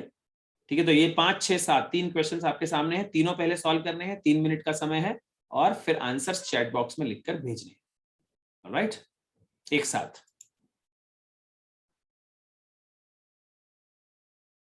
चलिए भाई आंसर्स देखें जरा। तो जो 5वां क्वेश्चन है उसका आंसर होगा 10, 6वें का आंसर है A यानी कि 60, B तो गलत ही था 68 जो मैंने पहले बताया, और 7th का आंसर है D यानी कि 41। 7th के बारे में थोड़ा बात करते हैं क्योंकि वो थोड़ा अलग क्वेश्चन था, शायद कुछ लोगों को समझने में मुश्किल होगी, पर पहले 5वां और 6वां देखें। तो 5वां क्वेश्चन बहुत सिंपल है, sum of 3 numbers in an AP is 18। तो हम तीनों नंबर्स क्या मानेंगे, a माइनस डी, a और a प्लस डी, यही वो 3 टर्म्स मानेंगे, और इन तीनों का सम जो है वो 18 दिया हुआ है क्वेश्चन के अंदर। ठीक है, एक सेकेंड जरा रुकेंगे, स्क्रीन, हाँ। सो तीनों का सम यानी कि a minus D plus a plus D is equal to 18 दिया है। d और माइनस डी कैंसिल हो जाएंगे, सो 3a इज इक्वल टू 18 यानी कि a इज इक्वल टू 6 आ गया। जैसे ही a 6 आया, अब हम दूसरी इक्वेशन बनाए, सम ऑफ देयर स्क्वायर्स इज 140, ये भी क्वेश्चन में लिखा हुआ है। तो a माइनस डी का स्क्वायर, a का स्क्वायर और a प्लस डी का स्क्वायर, तीनों टर्म्स के स्क्वायर्स का सम हमें 140 दिया हुआ है। इसको सिंप्लीफाई करेंगे तो a माइनस बी का होल स्क्वायर वाला फॉर्मूला लगाओगे तो क्या हो जाएगा, a square plus D square minus 2ad plus a square तो है ही, फिर plus a square plus D square plus 2ad। ठीक है, यही रहेंगे, और इन सब का सम 140 ऑलरेडी है ही, माइनस 2ad और प्लस 2ad कैंसिल हो जाएंगे, तो हमें मिल जाएगा 3a square plus 2d square is equal to 140। a की वैल्यू रख दोगे यहाँ पर, a इक्वल टू 6 वाली जो आई थी वो रख देंगे, तो it will be 3 into 36 plus 2d square is equal to 140, यानी कि आगे सॉल्व करेंगे, थोड़ी जगह बनानी पड़ेगी। So it is 2d square is equal to आ जाएगा 32, तो d square is equal to 16, यानी d is equal to plus minus 4। ये आ गया आपका d। तो आपकी सीरीज मिल गई। अगर आप प्लस 4 रख के सीरीज बनाओगे तो सीरीज क्या बनेगी, तो सीरीज बनेगी 2, 6 और 10। ठीक है, a माइनस डी, a और a प्लस डी, और अगर माइनस 4 रख के बनाओगे तो बनेगी 10, 6 और 2। दोनों में से कोई भी बन जाए, आंसर में तो कोई प्रॉब्लम है ही नहीं। सीरीज तो ये भी है और ये भी है, 2, 6, 10 बोले या 10, 6, 2 बोले, दोनों ही आंसर सही है इसके लिए, क्योंकि sum of all the 3 terms 18 है और sum of squares of all the terms 140 है। तो हमें पूछा है ग्रेटेस्ट टर्म कौन सी है सीरीज की, तो आंसर इज 10। हम चाहे इसमें देखें या इसमें, दोनों में से the greatest term of the 3 terms in the series is 10। Smallest पूछेंगे तो 2 बताएंगे और मिडिल टर्म पूछेंगे तो 6 बताएंगे। ठीक है, छठवां क्वेश्चन। छठवें क्वेश्चन में थोड़ा सा दिमाग लगाना चाहिए था, मतलब बेसिक तरीका तो है ही सॉल्व करने का। बेसिक तरीका कैसे सॉल्व कर सकते हैं भाई, S4 है ना, 4 टर्म्स का सम दे रखा है हमको। S4 का मतलब 4 टर्म्स का सम है, वो T4 नहीं है। काफी सारे लोगों ने आंसर 68 निकाला क्योंकि उन्होंने T4 और T8 मानते हुए T12 पता कर दिया, जबकि T12 नहीं पूछा है। हमें तो S4 यानी 4 टर्म्स का सम, 8 टर्म्स का सम दे रखा है और 12 टर्म्स का सम पूछा है। तो हमारा फॉर्मूला कौन सा लगेगा, S4 वाला, यानी कि 4/2 इंटू 2A प्लस 4 - 1D यानी कि 3D इज इक्वल टू दिया है 28। फिर S8 दिया है हमको 8/2 इंटू 2A प्लस 7D और ये दिया है 48 और हमको S12 पूछा है यानी कि 12/2 इंटू 2A प्लस 11D हमें निकालने को कहा गया है। तो ऊपर वाली दोनों इक्वेशन जो है ना, S4 और S8 वाली दोनों इक्वेशन जो है, इनको सॉल्व करोगे तो इनको सॉल्व करके A और D की वैल्यू निकाल सकते हो। 2 लीनियर इक्वेशन है, 2 वेरिएबल्स में A और D वेरिएबल्स हैं, सॉल्व करके आप A और D की वैल्यू निकाल पाएंगे। A इज इक्वल टू आएगा 31/4 और D इज इक्वल टू आएगा -1/2। A और D की वैल्यू जो निकल गई, इन दोनों वैल्यूज को आप तीसरी इक्वेशन में पुट करोगे, जहां पर A और D की वैल्यू चाहिए वो रखोगे तो उससे S12 का आंसर आ जाएगा। भाई एक तरीका तो ये है, बेसिक तरीका इस क्वेश्चन को सॉल्व करने का, which is fairly time consuming. करीब करीब 1-1.5 मिनट तो लग जाएगा। सारी दोनों इक्वेशन सॉल्व करोगे, फिर आंसर निकालोगे, फिर उसको तीसरी इक्वेशन में पुट करोगे, उसकी वैल्यू निकालोगे, तो कम से कम 1.5 मिनट तो लग ही जाना। दूसरा लॉजिकल तरीका क्या हो सकता है, क्यों इस क्वेश्चन में S4 दिया है, S8 दिया है और S12 भी पूछा है। भाई ध्यान से देखना, अगर मैं 12 टर्म्स बनाऊं, 1 2 3 4 5 6 7 8 9 10 11 12, ठीक है, पहली 4 टर्म्स का सम हमको दे रखा है कितना, 28। इन चारों का सम जो है 28 है और पहली 8 टर्म्स का सम भी हमको दे रखा है कितना, 48। फर्स्ट 4 टर्म्स का सम 28 है और फर्स्ट 8 टर्म्स का सम 48 है। तो जो बाद वाली 4 है उनका सम बता सकते हो कितना होगा, कितना होगा भाई बताओ। 20 20 ऑब्वियसली 20 भाई पहली 4 का सम 28 और पूरी 8 का टर्म सम 48, तो बची हुई 4 का सम 20 ही होगा। 28 + 20 48 होता है। अब अगर ये एपी है और एपी में हम जानते हैं सीरीज कॉन्स्टेंटली इंक्रीजिंग या डिक्रीजिंग होती है, क्योंकि कॉमन डिफरेंस प्लस या माइनस में कुछ भी हो सकता है, पर वो कॉन्स्टेंटली सेम डिफरेंस से घटती है बढ़ती हुई चलती है। तो अगर पहली 4 का सम 28 है, अगली 4 का सम 20 है, तो उसकी अगली 4 का सम कितना होगा बताएगा कोई। 12 होगा, बिल्कुल सही, एब्सोल्युटली। आदित्य 12 बोला ना आपने? Yes sir. राइट। तो पहली 4 का सम 28 है, अगली 4 का 20 है, मतलब एक तो पहली बात तो ये डिक्रीजिंग सीरीज है, शुरू की टर्म्स बड़ी हैं, बाद की टर्म्स छोटी हैं। और आपको दिखाई भी दे रहा है, मैंने जो अभी डी की वैल्यू निकाली, डी इज इक्वल टू -½ आया था, -1/2, मतलब कॉमन डिफरेंस नेगेटिव है, सीरीज रिड्यूसिंग वाली है। तो पहली 4 से अगली 4 का सम अगर 8 कम है, तो अगली 4 का सम और 8 कम ही होगा, यानी कि 12 होगा। तो पूरी 12 का सम कितना हो जाएगा, 48 और 12 मिला के 60। That is your answer. अब इसकी अगली 4 का भी पूछ लिया जाए, नेक्स्ट 4 का सम कितना होगा बता सकते हो? तो 4 होगा और 8 कम होगा। तो 16 टर्म का सम पूछ लिया जाए S16, तो मैं वो भी बता सकता हूं, कितना होगा, 64। ठीक है, S12 यहाँ पे 60 है। तो अगर यहाँ पर क्वेश्चन में S11 पूछ लिया जाए, S15 पूछ लिया जाए, S19 पूछ लिया जाए, तो जरूर थोड़ी मशक्कत और मेहनत बढ़ जाएगी हमारी, क्योंकि फिर कैलकुलेशंस बड़े हो जाएंगे, टिपिकल हो जाएंगे। पर अगर हमारे से S4 S8 दिया है, S12 पूछा है, S16 पूछा है, तो हम बता सकते हैं। सिमिलरली अगर S3 और S6 दे रखा होता और S9 पूछा होता तो हम इमीडिएटली बता देते। हमें S5 और S10 दिया हो, sum of 5 terms, sum of 10 terms, और सम ऑफ 15 पूछा हो, सम ऑफ 20 पूछा हो, हम फटाफट बता सकते हैं बिना कोई इक्वेशन सॉल्व किए, immediately. Hope you understood this logic. चलिए अगले क्वेश्चन में जो समझना था, if we insert 6 arithmetic means, इसका मतलब क्या होता है।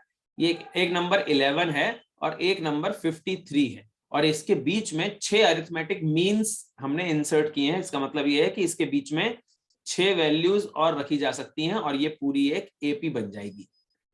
11 और 53 के बीच में 6 अरिथमेटिक मीन्स रखे गए हैं, मतलब 6 वैल्यूज रखी गई हैं, जिससे 11 से 53 तक पूरी एक अरिथमेटिक प्रोग्रेशन, अरिथमेटिक सीरीज बन रही है। तो पूछा है इस सीरीज का छठवां टर्म क्या। देखो पहला टर्म क्या है 11, ये T1 है, और ये कौन सा टर्म होगा, आठवां टर्म होगा। 11 और 53, 11 और 53 तो 2 टर्म्स हैं, बीच में 6 और रख दिए तो टोटल 8 टर्म्स हो गए ना। 11 पहला टर्म है और 53 आठवां टर्म है, बीच में 6 टर्म्स है। तो छठवां टर्म पूछा है, यानी कि ये वाला टर्म पूछा है, छठवें नंबर, नहीं सॉरी ये नहीं पूछा, ये तो 5वां हो गया, ये वाला पूछा है, ये छठवां टर्म है।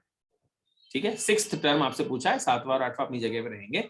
अब कैसे निकाले, तो भाई सिंपल है, जो ये 8वां टर्म होगा ये a + 7d होगा, और पहला टर्म a होगा, a + d, a + 2d, a + 3d करते हुए सीरीज बढ़ रही होगी। तो पहला टर्म अगर a है और 8वां टर्म a + 7d है, तो a + 7d में से अगर a माइनस करें, यानी कि T8 में से T1 माइनस करें, तो मिलेगा क्या, 7d, करेक्ट। तो 53 - 11 = 42। ये किसकी वैल्यू है, ये 7d की वैल्यू है।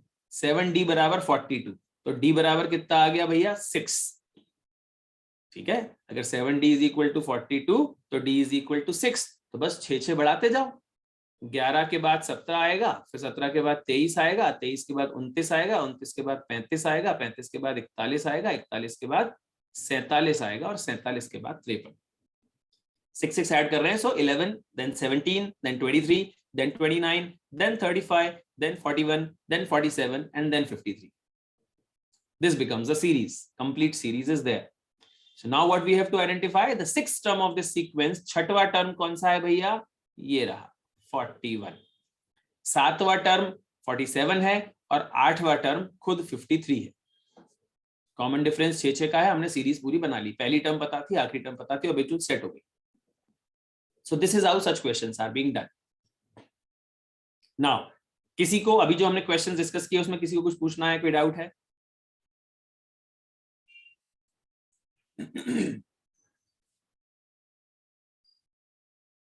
नहीं, चलिए। अभी तक हम जो क्वेश्चंस कर रहे थे, सबसे पहले शुरुआत में थोड़े इजी क्वेश्चंस किए, उसके बाद थोड़ा सा मॉडरेट लेवल ऊपर गए, और अब थोड़े से और कॉम्प्लेक्स क्वेश्चंस आ सकते हैं। 1 मिनट रुकेंगे जरा।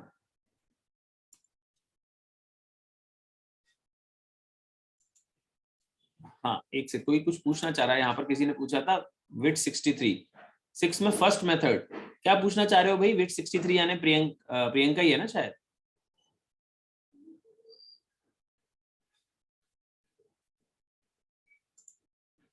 हाँ जी, विट 63 is this Priyanka, what was you, हाँ प्रियांशी, सॉरी प्रियांशी। प्रियांशी क्या पूछना चाह रहे हो, मुझे समझ नहीं आया आपका क्वेश्चन।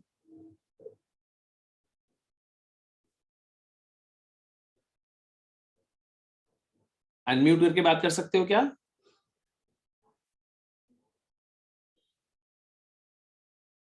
राइट, मतलब क्या बताना है उस मेथड में? मेथड तो मुझे समझ में आ गया, आप किसकी बात कर रहे हो, what do you want to ask? Okay, ठीक है, आप ये चाहते हो कि ये जो राइट साइड वाला मेथड है 6 क्वेश्चन में, जो इक्वेशन सॉल्व करने वाला, वो मैं फिर से बताऊं? अच्छा, कैसे सॉल्व करेंगे, that is what you want to ask. Okay, तो देखिए, देखो ये जो क्वेश्चन था मैं इधर दिखाता हूं। S4 हमको दिया है 28, तो S4 क्या होता है, 4/2 × 2a + 3d = 28, ये दिया हुआ है। और इसी तरह से हमको S8 दिया है, दैट इज 8/2 × 2a + 7d = 48 दिया है। ये 2 इक्वेशंस दिखाई दे रही हैं हमको, इनको सॉल्व करना है। कैसे सॉल्व करेंगे, सिंप्लीफाई करो। 4/2 कितना होता है, 2 × 2a + 3d = 28, तो ये सिंप्लीफाई होके क्या हो गया, 4a + 6, ये भी मत करो, काट ही दो ना यहाँ 2 से, सो 2 से काटा 14, ठीक है। ऐसे दूसरा वाला 4 × 2a + 7d है = 48, इसको 4 से काट दो, तो ये क्या मिल गया, 4 12 तो हमें मिला 2a + 3d = 14, और 2a + 7d is equal to 12। Priyanshi, ये दो इक्वेशन सॉल्व करके a और d निकाल सकते हो?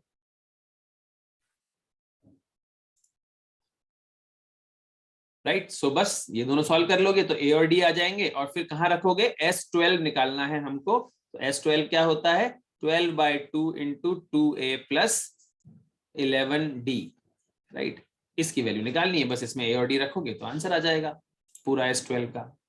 ओके, चलिए फटाफट से आगे चलते हैं।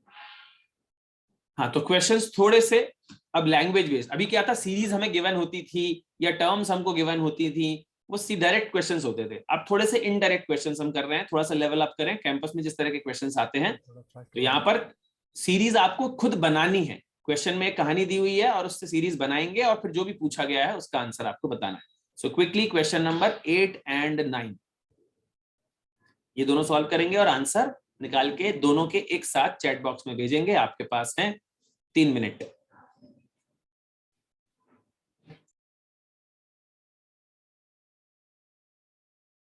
देखिए भाई, क्या करना है पहले क्वेश्चन में 8th में क्या लिखा हुआ है? बचत लाल जो है वो 1000 रुपए पिछले साल से ज्यादा सेव करते हैं हर साल। ठीक है, जितना उन्होंने पिछले साल सेविंग की हुई होती है उससे 1000 रुपए ज्यादा नेक्स्ट ईयर सेव करते हैं, और अगले साल और 1000 ज्यादा, अगले साल और 1000 ज्यादा। पहले साल 2000 रुपए सेव करते हैं। तो यानी सीरीज क्या बन रही है?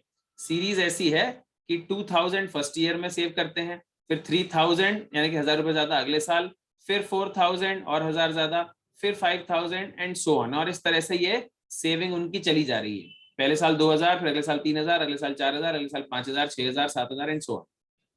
कितने सालों में उनकी टोटल सेविंग्स की बात हो रही है भैया। टोटल सेविंग्स मतलब हमें कौन से साल में 2,30,000 होंगे ये नहीं पूछा है, कितने सालों में टोटल सेविंग शुरू से लेके उस साल तक की टोटल सेविंग सब मिला के 2,30,000 रुपए हो जाएगी, ये पूछा है। यानी कि बात किसकी हो रही है? सम ऑफ n टर्म्स की। तो सीरीज आपके सामने है, हमें निकालना है सम ऑफ n टर्म्स, यानी कि n/2 × 2a, a है यहाँ पे 2000 प्लस n-1 × d यानी कि 1000। 1000 is the value of d, ठीक है, and that is equal to 2,30,000 रुपए। कितने सालों में उनका टोटल सम जो है सारी सेविंग्स बिना ब्याज के 2,30,000 रुपए हो जाएंगी।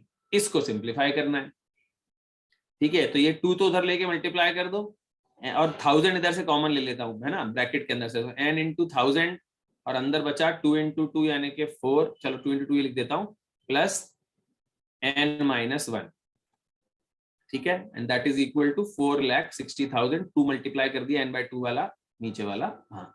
सो 1000 से 1000 कैंसिल कर दो, तो ये मिल गया मुझे n × 4-1 यानी कि 3 + n इज इक्वल टू 460। तो सिंप्लीफाई करोगे तो मिल जाएगा n² + 3n - 460 is equal to 0।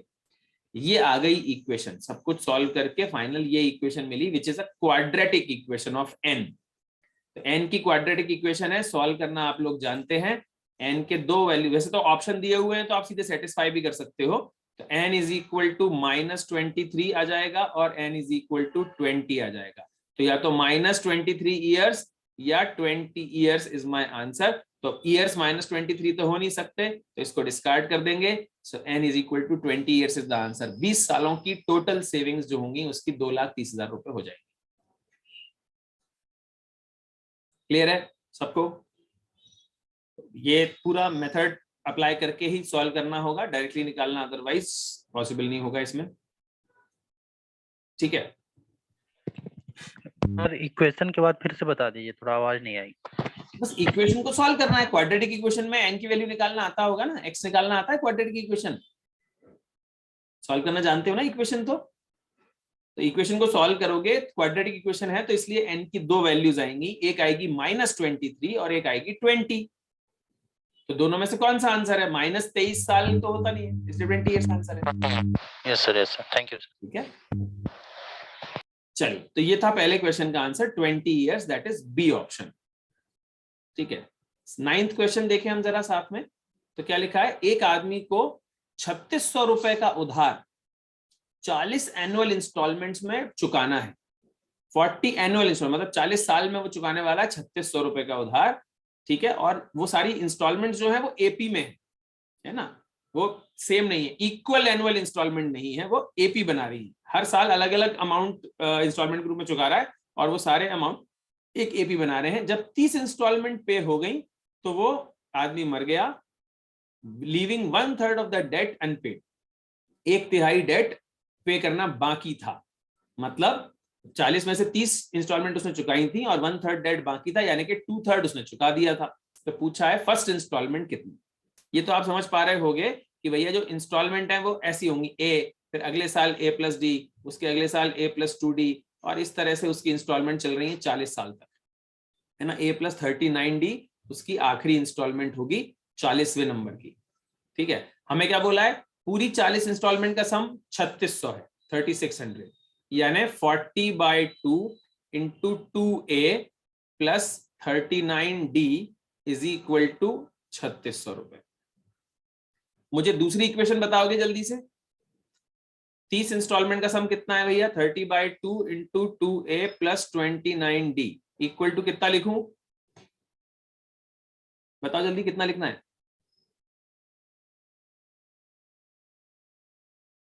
1200 रुपये नहीं, 2400 रुपए, 2400। राइट, है ना। बस ये ध्यान रखना, यही गड़बड़ होती है कई बार लोगों से। 1/3 डेट अभी अनपेड है, बाकी है, तो चुक कितना गया, चुका कितना दिया पहली 30 इंस्टॉलमेंट में, 2/3 चुका दिया। हम यहाँ पहली 30 इंस्टॉलमेंट के सम की बात कर रहे हैं, ना कि आखिरी 10 की। आखिरी 10 का सम जो है वो 1200 होगा, जो अभी बाकी है चुकाना। पहली 30 इंस्टॉलमेंट का सम तो 2/3 यानी कि 2400। बस इन दोनों इक्वेशन को सॉल्व करना है और ए निकालना है।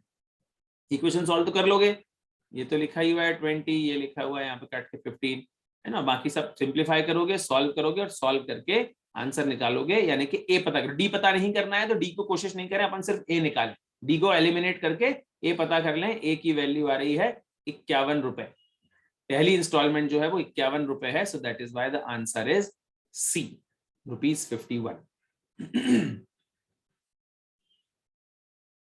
क्लियर है सबको, या किसी को कोई डाउट?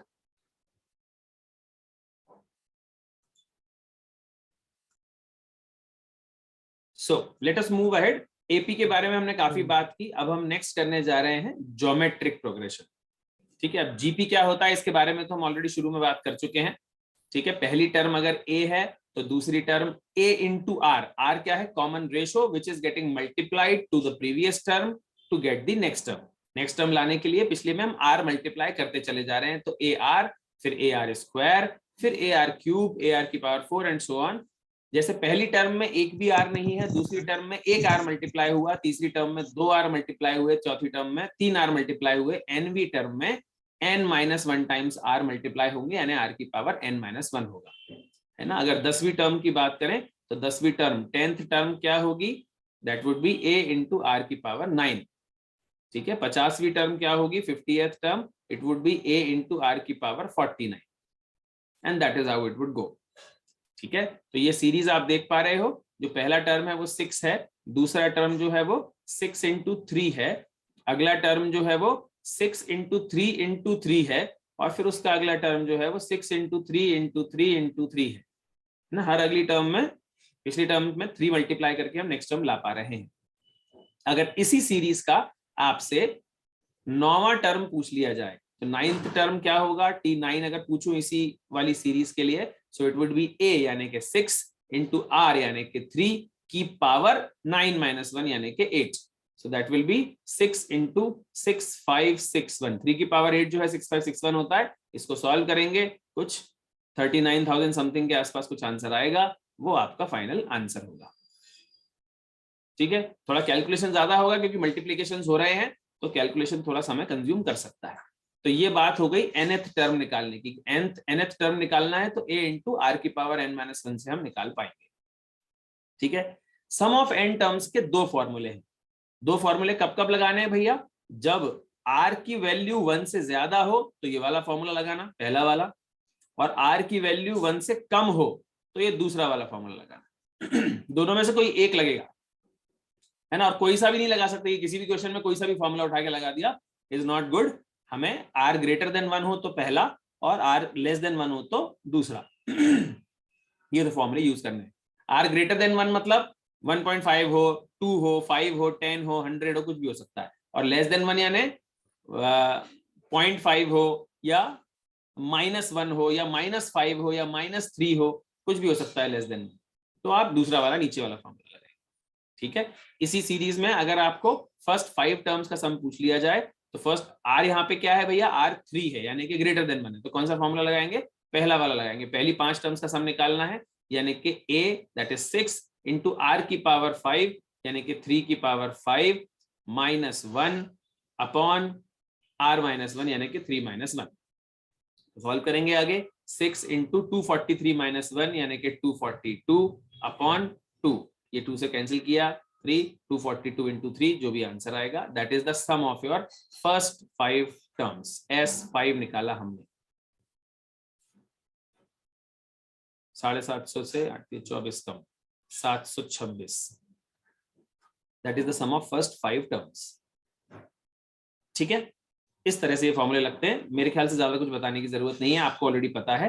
एक सीरीज होती है इनफाइनाइट जीपी, इनफाइनाइट जीपी का सम भी निकल सकता है। वो कब निकल सकता है, ध्यान दें, जब r की वैल्यू -1 और 1 के बीच में होती है, सिर्फ तब। इनफाइनाइट जीपी का फॉर्मूला जो दिया हुआ है S इंफिनिटी a/1 - r है ना, a/1 - r से हम इनफाइनाइट टर्म्स का सम निकाल सकते हैं। लेकिन कब, जब r की वैल्यू -1 और 1 के बीच में हो, सिर्फ तब। और 0 तो ऑब्वियसली होता ही नहीं है, 0 को हम डिस्कार्ड करके चल रहे हैं r की वैल्यू में, क्योंकि r अगर 0 हो गया तो सीरीज ही नहीं बनेगी, पहली टर्म पे रुक जाएगी सीरीज। तो r -1 और 1 के बीच में होना चाहिए एक्सक्लूडिंग 0। जैसे कि यहाँ देख रहे हो आप, r जो है क्या है, r है 1/2।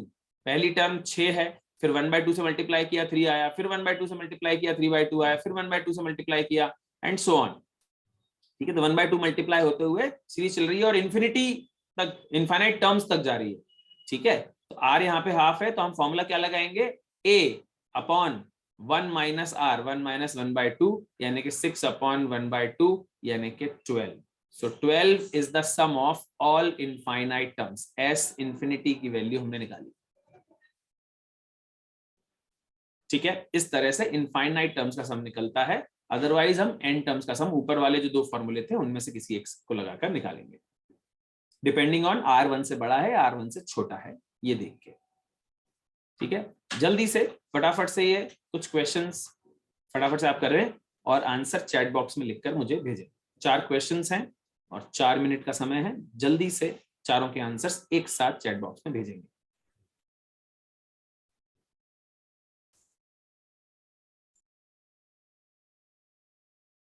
ऑलराइट, तो चारों आंसर्स आपकी स्क्रीन पे है। पहले का आंसर मोस्टली सभी लोगों का -1/128 आया है। यहाँ क्या देखना है आपको, 9th टर्म पता करनी है, r नजर आ जाना चाहिए। r कैसे नजर आएगा, r इज -1/2। कैसे मिला भाई, बताएगा कोई? किसी को कंफ्यूजन है कि r कैसे निकालते हैं ऐसी सीरीज में, जीपी में? जीपी ये है, ये तो गिवन है क्वेश्चन में। कैसे निकालेंगे, अगला टर्म डिवाइडेड बाय पिछला term. Second term divided by first term. कोई सा भी ले लो आप, थर्ड डिवाइडेड बाय सेकंड कर लो, सेकंड डिवाइडेड बाय फर्स्ट कर लो, पांचवा डिवाइडेड बाय चौथा कर लो। एनी 2 कॉन्जिक्यूटिव टर्म्स में अगला डिवाइडेड बाय पिछला इज योर r, है ना, तो किसी से भी निकाल सकते हो। तो r -1/2 आ गया। 9th टर्म क्या हो जाएगी, a यानी कि -2 इंटू r की पावर n-1 यानी कि 8। सॉल्व करके आंसर आ जाएगा आपका -1/128। ऐसे ही सम ऑफ फर्स्ट 8 टर्म्स निकालना है। सम ऑफ सम का फॉर्मूला क्या होता है, और यहाँ पर पहले तो r पता करना पड़ेगा। r क्या है भाई, बताओ r क्या है, -3। ये आपको दिखना कैसे दिखाई देगा, ये सीरीज को पहले सिंप्लीफाई करना पड़ेगा। ये 1/2 है, अगली जो वैल्यू है उसको सिंप्लीफाई करोगे तो दैट इज -3/2, उसकी अगली वाली जो है वो 9/2। अब आप ध्यान दें कि जब सीरीज में ऑल्टरनेटली नेगेटिव और पॉजिटिव टर्म्स मिल रहे हो, जैसे पहली सीरीज में भी ऐसा ही था, इसमें भी ऐसा ही है। क्या है, ऑल्टरनेटली पॉजिटिव नेगेटिव टर्म्स मिल रही है, मतलब r नेगेटिव होगा। जब जब r की पावर ऑड आएगी तो नेगेटिव साइन मिलने वाला है, जब जब r की पावर इवन आएगी तब तब पॉजिटिव साइन मिलने वाला है।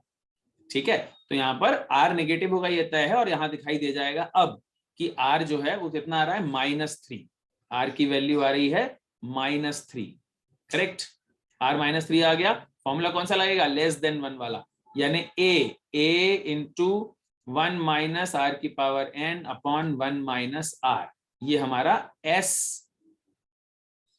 सम ऑफ n टर्म्स होता है, करेक्ट। तो हमें S8 निकालना है। S8 की वैल्यू कैसे निकलेगी? a यानी कि 1/2 इंटू 1 माइनस 3 की पावर 8 अपॉन 1 माइनस 3। इसको सॉल्व करोगे तो सॉल्व करके -820 आ जाएगा। 3 की पावर 8 जो होता है 6561 होता है, जो मैंने बताया वो यहाँ पर पुट करेंगे तो आंसर आता चला जाएगा। 1/, यहाँ सिंप्लीफाई करें तो 1/2 नीचे चला गया और नीचे 1 माइनस 3 यानी कि 4 है और ऊपर 1 -6561 ये होगा। तो सॉल्व करेंगे so this will give you what? It will give you -6560 divided by 8। So that will give you the answer. ठीक है। 13th क्वेश्चन देखेंगे। 13th क्वेश्चन कैसे करना है हमको? भाई हमें चौथा टर्म यानी कि T4 दे रखा है। T4 कितना होता है? AR³ और इधर 8वां टर्म यानी कि T8 दे रखा है विच इज AR⁴ ठीक है। हमें T4 दे रखा है 54 और T8 दे रखा है 4374। अगर मैं T8 को T4 से डिवाइड करूं, T8 डिवाइडेड बाय T4 यानी कि क्या मिलेगा मुझे? AR⁴ divided by AR⁴, so that will give me R⁴। तो R⁴ कैसे निकलेगा भैया? R⁴ is equal to 4374 T8 जो है अपॉन T4 यानी कि 54। ये जब सॉल्व करोगे तो आएगा 81। अगर R⁴ 81 है तो R² की वैल्यू कितनी आ गई? 9। R² 9 आ गया। अब मुझे क्या निकालना है? मुझे चाहिए 6th term of the GP. तो 6th टर्म क्या होती है? 6th टर्म होती है AR⁵। तो AR⁵ कैसे निकाल सकता हूं? AR³ मेरे पास ऑलरेडी है, R² मैंने निकाल लिया है। AR³ कितना है?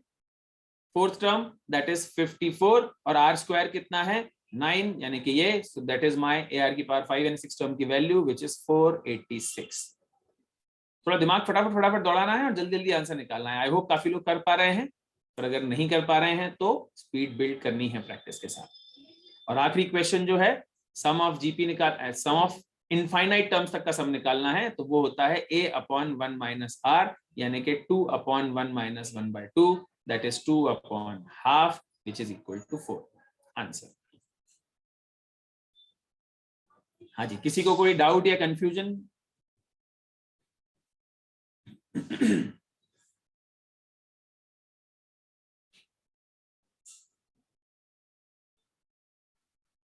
नहीं, चलिए तो फटाफट से आगे चलते हैं। जैसे हमने एपी में किया था ना, 3 टर्म्स का सम, 4 टर्म्स का सम, 5 टर्म्स का सम, बिल्कुल वैसे ही जीपी में भी क्वेश्चंस होते हैं। 3 टर्म्स ऑफ जीपी का प्रोडक्ट, 3 टर्म्स ऑफ जीपी के प्रोडक्ट दिया हुआ होगा तो हम क्या मानना चाहेंगे? हम ऐसा मानना चाहेंगे कि कहीं ना कहीं आर कैंसिल हो जाए। जैसे वहां हमने डी कैंसिल किए थे, प्लस डी और माइनस डी, यहाँ पे आर और आर कैंसिल करने हैं। तो हम कैसे मानेंगे? ध्यान से देखिए, ये देखिए 3 टर्म्स अगर हैं तो बीच वाली टर्म को हमने ए माना, बीच वाली टर्म को हमने ए माना, उसके पिछली वाली को A/R और अगली वाली को A/R माना। अभी तक हम क्या मानते थे? AR और AR² मानते थे। हम ये ना मान के बीच वाली को A, पहले वाली को A/R और अगली वाली को AR मान रहे हैं। अभी भी कॉमन रेशो जो है वो R ही है, कॉमन रेशो तो R ही है, पर A अब पहली टर्म नहीं है, बीच की टर्म है। बिल्कुल वही सेम लॉजिक लगा रहे हैं कि अगर 3 टर्म्स हैं तो बीच की कौन सी है? ये वाली है। 5 टर्म्स हैं तो बीच की कौन सी है? ये वाली है। और 4 टर्म्स जब होंगी तो बीच की कौन सी होगी? बीच की 2 होंगी। और 6 टर्म्स होंगी तो भी बीच की 2 होंगी। ठीक है ना? तो उसी लॉजिक से हम यहाँ पर भी चल रहे हैं। यहाँ पर प्रोडक्ट करना है क्योंकि मल्टीप्लाई करके आर कैंसिल करने हैं। तो जब ये तीनों टर्म्स मल्टीप्लाई होंगी तो आर कैंसिल हो जाएंगे, मुझे मिल जाएगा A³ सीधे A³ की वैल्यू से मैं A निकाल लूंगा और दूसरी इक्वेशन में पुट करके फिर R पता कर लूंगा। ठीक है? तो 3 टर्म्स में हम बीच वाली को A, पहले वाली A/R और अगली वाली AR मानेंगे। और ऐसे 5 टर्म्स का प्रोडक्ट अगर दे रखा होगा तो भी कॉमन रेशो R मानेंगे। बीच वाले को A मानेंगे, उसके पिछली दोनों को A/R और A/R² और अगली वाली को AR और AR² मानेंगे। 4 टर्म्स जब होंगी तो फिर हम बीच वाली दोनों को A/R और AR मानेंगे। और बीच वाली दोनों को अगर A/R और AR माना तो कॉमन रेशो R² हो गया। तो उसकी पिछली वाली जो होगी वो A/R³ होगी और अगली वाली जो होगी वो ए आर क्यूब होगी। कॉमन रेशो हमें आर स्क्वायर का मेंटेन करना होगा। अब यहाँ पर आर कॉमन रेशो नहीं है और ए कोई टर्म नहीं, ठीक है, सारी टर्म्स में से कोई भी ए नहीं है, सब a by r cube, a by r, a r और ए आर क्यूब है और कॉमन रेशो आर स्क्वायर का है। और ऐसी 6 टर्म्स अगर लें, ध्यान से देखो, तो ए बाय आर और ए आर, इनको मैं मिडिल दोनों टर्म्स मानूंगा, कॉमन रेशो आर स्क्वायर का हो गया। तो पिछली टर्म्स क्या होंगी, ए बाय आर क्यूब और उसके पहले वाली ए बाय आर की पावर 5, ये चलेंगी, ठीक है। और अगली टर्म्स क्या होंगी, ए आर क्यूब और ए आर की power 5, these will be next term. इस तरह से वो 6 टर्म्स बन जाएंगे। वैसे 6 वाले क्वेश्चन आते नहीं है, नॉर्मली 3 या 4 टर्म्स या 5 टर्म्स के प्रोडक्ट तक के ही क्वेश्चंस आते हैं, क्योंकि ए की पावर 6 से ए निकालने में भी बहुत टाइम लगेगा, सो that is not the purpose. ठीक है भाई, क्लियर है सबको?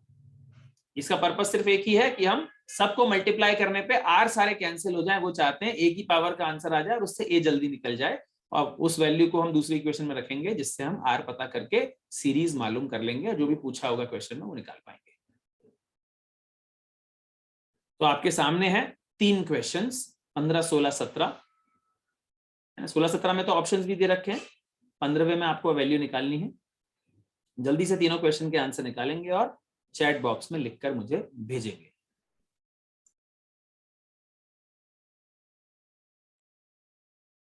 चलिए फिलहाल आंसर्स में बता रहा हूं। तो भाई पहले क्वेश्चन का आंसर है 36, दूसरे क्वेश्चन का आंसर है बी यानी कि 1023 और तीसरे क्वेश्चन का आंसर भी है बी यानी कि 1093.75।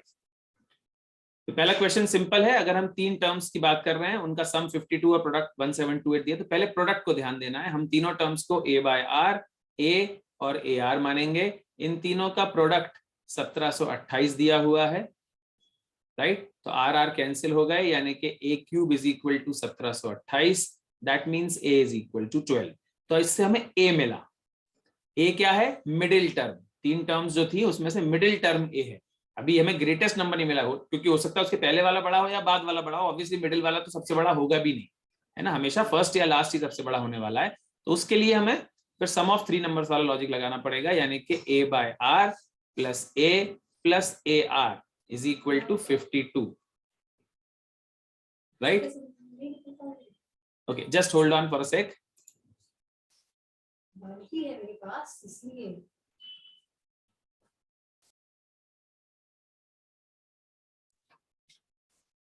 Alright, let's continue. तो भाई इसको सिंप्लीफाई करने के लिए एलसीएम लेना पड़ेगा, तो क्या मिल जाएगा हमको, a plus A R square is equal to, थोड़ा सा हाँ अभी ठीक है, is equal to 52 R, correct.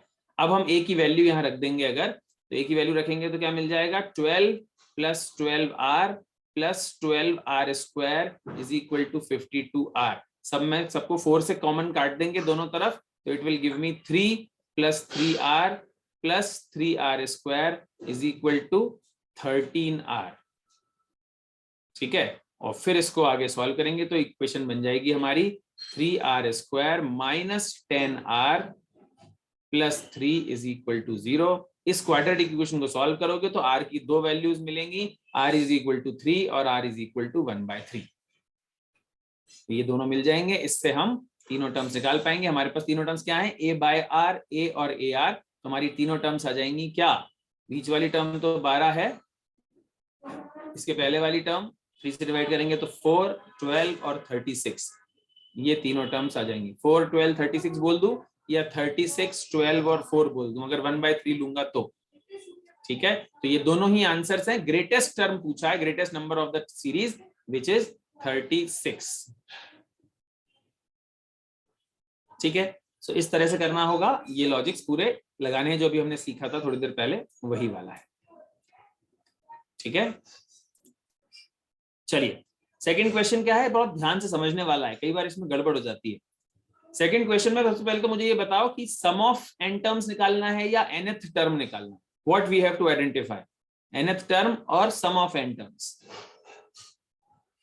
Some of n term. Okay, कितने और प्रोड्यूस हो जाएंगे एक बैक्टीरिया से, ये पूछा है, पर कोइंसिडेंटली यहाँ पर सम ऑफ n टर्म्स नहीं निकालना है। ध्यान से देखिएगा, एक बैक्टीरिया से शुरुआत हुई, एक बैक्टीरिया से 2 हो गए, 2 से टूट के 4 हुए, 4 से टूट के 8 हुए, 8 से टूट के 16, 16 से टूट के 32 और ऐसा चलता जा रहा है। ठीक है, ये कौन सा एक बैक्टीरिया कब है? शुरुआत में, मतलब 0th आवर पे, जब एक भी घंटा नहीं हुआ, शुरुआत हुई है समय की। 1 घंटे के बाद फर्स्ट आवर के एंड पे 2 बैक्टीरिया हो गए एक से टूट के, 2 घंटे के एंड पे 4 हो गए, 3 घंटे के एंड पे 8 हो गए, 4 घंटे के एंड पे 4th आवर के एंड पे 16 हो गए, और ये चल रही है कहानी पूरी आगे। तो 5th आवर पे 32 हो गए। हमें पूछा है 10th आवर का जब एंड होगा तो यहाँ पर कितने बैक्टीरिया होंगे। अब सम ऑफ एन टर्म्स क्यों नहीं है भाई? ऐसा लग रहा है ना सारे जोड़ते चले जाओ, ऐड अप करते चले जाओ, तो उससे हमें सारे बैक्टीरिया मिलेंगे। भाई बैक्टीरिया ऐड नहीं हो रहे हैं, ब्रेक हो रहे हैं। जो 2 से टूट के 4 बने तो 2 से और 4 नहीं मिले, 2 + 4 6 नहीं हो गए, 2 से ही ब्रेक होके 4 बन गए, तो वो पहले वाले 2 रहे ही नहीं, अब 4 ही हैं। ठीक है, 4 के टूट के 8 हो गए, हर एक से 2-2 बन रहे हैं, एक टूट के 2 हो रहा है, एक टूट के 2 हो रहा है, राइट। तो 8 के 16 बन गए, मतलब पहले वाले 8 अब एग्जिस्ट नहीं करते, अब नए 16 ही एग्जिस्ट करते हैं। 16 से 32 हुए तो सिर्फ 32 ही एग्जिस्ट करते हैं। तो 10th आवर के एंड पे जो बैक्टीरिया मिलेंगे वो पीछे से टोटल होता हुआ नहीं आ रहा होगा, वो ब्रेक होते हुए जा रहे हैं। ठीक है, तो पहली चीज तो इस सीरीज की हमें कौन सी टर्म निकालनी है? 0th टर्म से शुरू हुआ है भैया, है ना। 0 आवर पे एक बैक्टीरिया था, फर्स्ट आवर पे हमको 2 मिले, सेकंड आवर पे हमको 2 के 4 हो गए, थर्ड आवर पे 4 के 8 हो गए। तो ध्यान से देखोगे, फर्स्ट आवर पे 2 की पावर 1 मिल रहा है, सेकंड आवर पे 2 की पावर 2 मिल रहा है, थर्ड आवर पे 2 की पावर 3 8 मिल रहा है, चौथे पे 2 की पावर 4 16, पांचवे पे 2 की पावर 5 32, तो 10वें पे कौन सा मिलेगा? 2 की पावर 10 यानी कि 1024, राइट। 1024 टोटल बैक्टीरिया हमको मिलेंगे। पर अब क्वेश्चन की लैंग्वेज भी जरा ध्यान से देखो, how many more will be produced from a single bacteria. ये नहीं पूछा है टोटल कितने मिलेंगे, ये पूछा है कितने और मिलेंगे, जो सिंगल बैक्टीरिया के अलावा कितने और मिलेंगे। यानी जो है उसको, जो शुरू में था 1, वो उससे 1024 बन गए, तो कितने और मिले? 1023 और मिले। सो that is why the answer is 1023, है ना। क्वेश्चन की language, how many total will be produce पूछेगा तो 1024, और how many more will be produce तो एक से कितने और मिले, तो ऑब्वियसली 1023 और मिले, टोटल 1024 में है। So that is why answer is 1023, not 1024 और 512 और 511। सबको क्लियर है या किसी को डाउट है?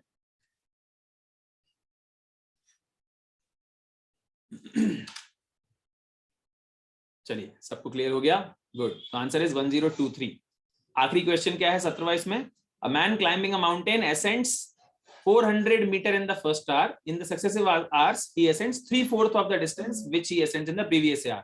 मतलब सिंपल है, पहले घंटे में वो 400 मीटर चढ़ा है, अगले घंटे में 3/4 यानी 300 चढ़ेगा, उसके अगले घंटे में उसका भी 3/4 यानी कि 225 चढ़ेगा, और उसके अगले घंटे में 225 का भी 3/4 यानी 168.75 चढ़ेगा। निकालना पड़ेगा 3/4 अगर निकालना चाहो तो, या तो सॉल्व कर लो, फॉर्मूला लगा लो, फॉर्मूले से डायरेक्टली 4 टर्म्स का सम निकालो। यहाँ पर a जो है वो 400 है और r जो है वो 3/4 है। 3/4 मल्टीप्लाई होता जा रहा है ना, multiplying 3/4 to every term to get the next term, यही हो रहा है। तो आप सीधे फॉर्मूला लगा लो a और r के टर्म में, या फिर ये 4 टर्म्स तो दिख ही रही है सामने, फटाफट से निकल जाएंगी, इतना भी क्या टाइम लगेगा, और चारों टर्म्स को ऐड कर लो, 400 300 700 700 225 925 925 और 168.75। एक ही ऑप्शन ऐसा है जिसमें एंड में 0.75 है, तो इसलिए मैं तो सीधे उसको ही आंसर लगा दूंगा, बाकी चेक भी नहीं करने की जरूरत। ठीक है ना, एक ही ऑप्शन है जिसमें 0.75 आ रहा है, और वैसे भी ऐड करो तो 5 और 8 13, मतलब 3.75 एंड में होना चाहिए, बाकी तो 00 है ही। तो 1093.75 ही इकलौता इसमें मैचिंग आंसर दिख रहा है। So that is your answer. Clear है सबको या किसी को डाउट? थोड़ा सा टाइम और लगेगा, करीबन 15 मिनट और, so we have to stay back, है ना। 15 मिनट की क्लास अभी और चलेगी, so everybody should stay here. चलिए जल्दी से अगले मतलब जीपी के आखिरी क्वेश्चन, इसके बाद एचपी थोड़ा सा बचा हुआ, छोटा सा ही एचपी तो बहुत 10 मिनट में हो जाएगा। जल्दी से एक क्वेश्चन करें फिर एचपी करते हैं। सो क्वेश्चन नंबर 18 19 20 3 क्वेश्चंस आपके सामने हैं। 19 और 20 कैंपस में आए हुए क्वेश्चंस हैं, काफी साल पहले आए थे, काफी अच्छे हैं क्वेश्चंस, तो बिल्कुल सब लोग ट्राई करें और आंसर सही सही निकालने की कोशिश करें। 18 19 20 तीनों क्वेश्चन के आंसर आपको चैट बॉक्स में लिख के एक साथ भेजने हैं।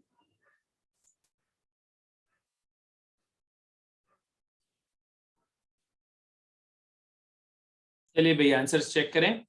तो 18th का आंसर है सी, दैट इज 40 टन्स। 19th का आंसर काफी लोगों का गलत हुआ, एक दो लोगों का सही है, कोई नोट 67 के नाम से लॉगिन है तो उसका आंसर सही है, दैट इज 341 मीटर्स, और 20वें का आंसर 405 मीटर्स। कुछ लोगों ने 19th का आंसर तो 422 लिखा है और 20th का आंसर 405 लिखा है। बड़ा अजीब है कि भाई 5 फॉल तक का डिस्टेंस 422 होगा और इनफाइनाइट फॉल्स तक का डिस्टेंस सिर्फ 405 होगा, ऐसे कैसे हो सकता है? अगर 5 फॉल्स का डिस्टेंस 422 होता तो और ज्यादा फॉल्स अगर होंगे तो डिस्टेंस तो बढ़ता ही जाएगा ना, कम थोड़े ना होगा। तो कई लोगों की थोड़ी सी गलती हुई है। फिलहाल 18th वाले में तो सिंपल है, टोटल पॉसिबल आउटपुट पूछा है which is till infinite terms. तो हमारी जो आउटपुट की कंडीशन है वो कैसी है, ये 12 और फिर 12 इंटू 7/10, फिर अगली टर्म 12 इंटू 7/10 का स्क्वायर, ऐसा चलता जा रहा है ना। 70% of the previous year output निकल रहा है, ये हमारी सीरीज बन रही है यानी कि जीपी है। इनफाइनाइट टर्म्स का सम पूछा है यानी 12/1 माइनस 7/10 आपसे पूछा गया है, that is 12/3/10 which is equal to 40 terms. The total possible output maximum possible infinite terms तक का will be 40 टन, जो कभी निकल नहीं पाएगा क्योंकि इनफाइनाइट ईयर्स तक तो हम निकालते नहीं रहेंगे, पर मैक्सिमम पॉसिबल आउटपुट जो हो सकता है अगर इनफाइनाइट ईयर्स तक निकालते रहे तो 40 टन तक ही मैक्सिमम पहुंचेगा। ठीक है, so that is why the answer is 40। 19th और 20th क्वेश्चन करने के लिए जरा हम थोड़ा सा ध्यान दें। कुछ इस तरह का स्ट्रक्चर बन रहा होगा, करेक्ट है भाई। जो बॉल है उस बॉल को 81 मीटर्स की हाइट से नीचे गिराया गया है ना। 81 मीटर्स की हाइट से बॉल को नीचे ड्रॉप किया गया है, तो बॉल ने 81 मीटर का डिस्टेंस ट्रेवल किया। फिर क्या लिखा है कि बॉल जो है रिबाउंड होती है 2/3 of the distance from which it last fell. 81 meter से गिरी थी तो वो रिबाउंड होगी नीचे से, ये नीचे गई है, ये ऊपर आई है, कितना 54 मीटर्स। 81 का 2/3 यानी कि 54 मीटर आई है। फिर उसके बाद वापस नीचे जाएगी 54, फिर वापस ऊपर कितना आएगी 36, फिर वापस नीचे आएगी 36, फिर वापस ऊपर जाएगी 24, मतलब 2/3 होता जा रहा है ना हर बार। और फिर वापस नीचे आएगी 24, तो फिर ऊपर जाएगी 16 और फिर वापस नीचे जाएगी 16। करेक्ट है। नॉर्मली क्या हो रहा है, हम सब लोग 81 वाला डिस्टेंस, फिर 54 वाला डिस्टेंस, फिर 36 वाला, फिर 24 वाला और 16 वाला, इन पांचों डिस्टेंस को लेते हैं और ऐड कर देते हैं, ये हम distance travelled by the ball मानते हैं। बट यहाँ पर इस वाले क्वेश्चन में, ये बॉल वाला जो क्वेश्चन होता है रिबाउंड वाला, इसमें हमेशा ध्यान रखना होता है कि जो नीचे से ऊपर जाएगा बॉल का डिस्टेंस उतना ही पहले नीचे आएगा, तब दोबारा नीचे से ऊपर जाएगा। भाई 81 मीटर से गिरने के बाद वापस से 54 पे थोड़ा प्रकट हो जाएगी बॉल, नीचे से 54 ऊपर जाएगी, फिर 54 वापस नीचे गिरेगी तभी 36 ऊपर जाएगी, फिर 36 वापस नीचे जाएगी तभी 24 ऊपर जाएगी एंड सो ऑन। करेक्ट। तो हमारी सीरीज जो है वो तो ये सही है 81, 54, 36, 24, 16, पर इसमें जो 81 के बाद वाली टर्म्स हैं वो सब डबल ट्रेवल हो रही हैं। यानी हम सीरीज तो ऐसा लिख सकते हैं 81, 54, 36, 24, 16, पर यहाँ पर क्या करना 54 दो बार है, 36 दो बार है, 24 दो बार है, 16 भी दो बार है, 81 सिर्फ एक ही बार है। करेक्ट है। तो हम जब सम निकालेंगे तो सम का फॉर्मूला लगाओगे तो सम का फॉर्मूले से जो सीरीज की 5 टर्म्स हैं उन पांचों का सम कितना आ जाएगा 211। तो आप क्या करोगे क्वेश्चन में 211 को डबल करोगे, दैट इज 422, और उसमें से -81 जरूर करोगे। ये करना भूल गए लोग, इसीलिए लोगों ने 422 आंसर लगाया है। डबल तो कर दिया, शायद पता था उन लोगों को कि इसमें क्या अप्रोच यूज होनी है, बट 81 को माइनस करना भूल गए क्योंकि 81 का डिस्टेंस सिर्फ एक ही तरफ ट्रैवल हुआ है, ऊपर से नीचे। हमने नीचे से ऊपर बॉल उछाली नहीं थी, अगर नीचे से ऊपर उछालते तो फिर 81 दोनों साइड से ट्रैवल होता। फिलहाल वैसा नहीं है, इसलिए आंसर 422 - 81 that is 341 meters is the answer of question number 19। ठीक है। और दूसरा अगला क्वेश्चन जो है, total distance travelled by the ball till it comes to rest. Rest पे कब आएगी बॉल? इनफाइनाइट टर्म पे जाके आएगी, क्योंकि हर डिस्टेंस का 2/3 निकल ही सकता है। 1 मीटर भी चलेगी तो उसका भी 2/3 निकल सकता है, फिर 2/3 मीटर का भी 2/3 निकल सकता है, मतलब 0.00001 मीटर भी होगा उसका भी 2/3 निकल सकता है। तो कभी भी रेस्ट पे आनी नहीं है। मतलब क्या ना चाहिए, आइडियली, पर प्रैक्टिकली तो आ जाएगी, आइडियली कभी नहीं आएगी, और वो रेस्ट पे इनफाइनाइट टर्म्स में जाके आएगी। तो हमें इनफाइनाइट टर्म्स का सम निकालना है। तो इनफाइनाइट टर्म का सम क्या होगा? 81/1 - 2/3, यानी कि सॉल्व करोगे तो 81/1/3 यानी कि 243 मीटर्स। अब 243 मीटर्स क्या है? सिंगल डिस्टेंस, सारे डिस्टेंसेस एक एक बार। तो आपको क्या करना होगा? सारे डिस्टेंसेस को डबल करोगे, दैट विल गिव यू 486, और उसमें से 81 माइनस करोगे, क्योंकि 81 वाला डिस्टेंस डबल नहीं करना है। So that is why the answer is 405 meters. Answer of question number 20। तो पांचवें फॉल तक का total distance travelled by the ball was 341 meters, और इनफाइनाइट टर्म्स का सम है ना, distance travelled by the ball will be 405 meter. Double क्यों करना है वो क्लियर हुआ, सारे डिस्टेंसेस डबल ट्रेवल हो रहे हैं। और 81 क्यों माइनस किया? क्योंकि 81 को डबल नहीं होने देना है, वो हो गया, इसलिए उसको एक बार माइनस कर रहे हैं, क्योंकि सिंगल बार लेना है 81। Is this clear to everyone, या किसी को डाउट है?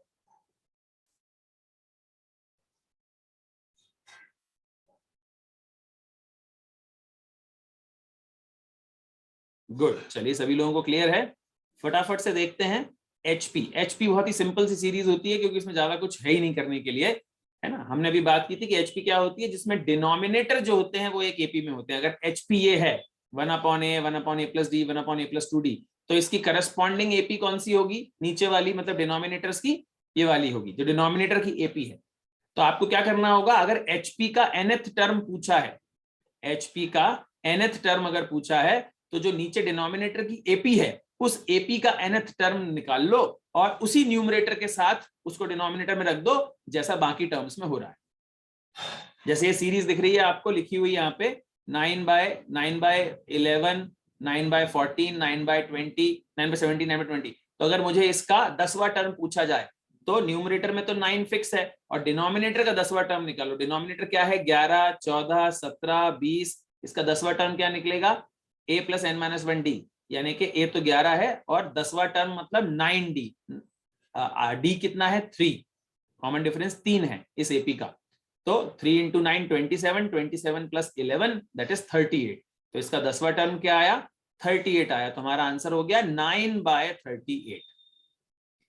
एचपी का 10वां टर्म क्या हो जाएगा? 9/38, क्योंकि नीचे जो एपी चल रही है उसका 10वां टर्म 38 है, न्यूमरेटर 9 कांस्टेंट है। 9/38 will be my 10th term of the HP. HP के क्वेश्चंस में जनरली सिर्फ nth टर्म निकालने के क्वेश्चंस आते हैं, सम ऑफ n टर्म्स नहीं पूछा जाता। तो वो निकालने के लिए सिंपल है, नीचे वाली डिनोमिनेटर की एपी जो है उसका nth टर्म निकाल के उसी न्यूमरेटर के साथ रख दो जो न्यूमरेटर एचपी का है। इज दिस क्लियर, या किसी को कुछ पूछना है?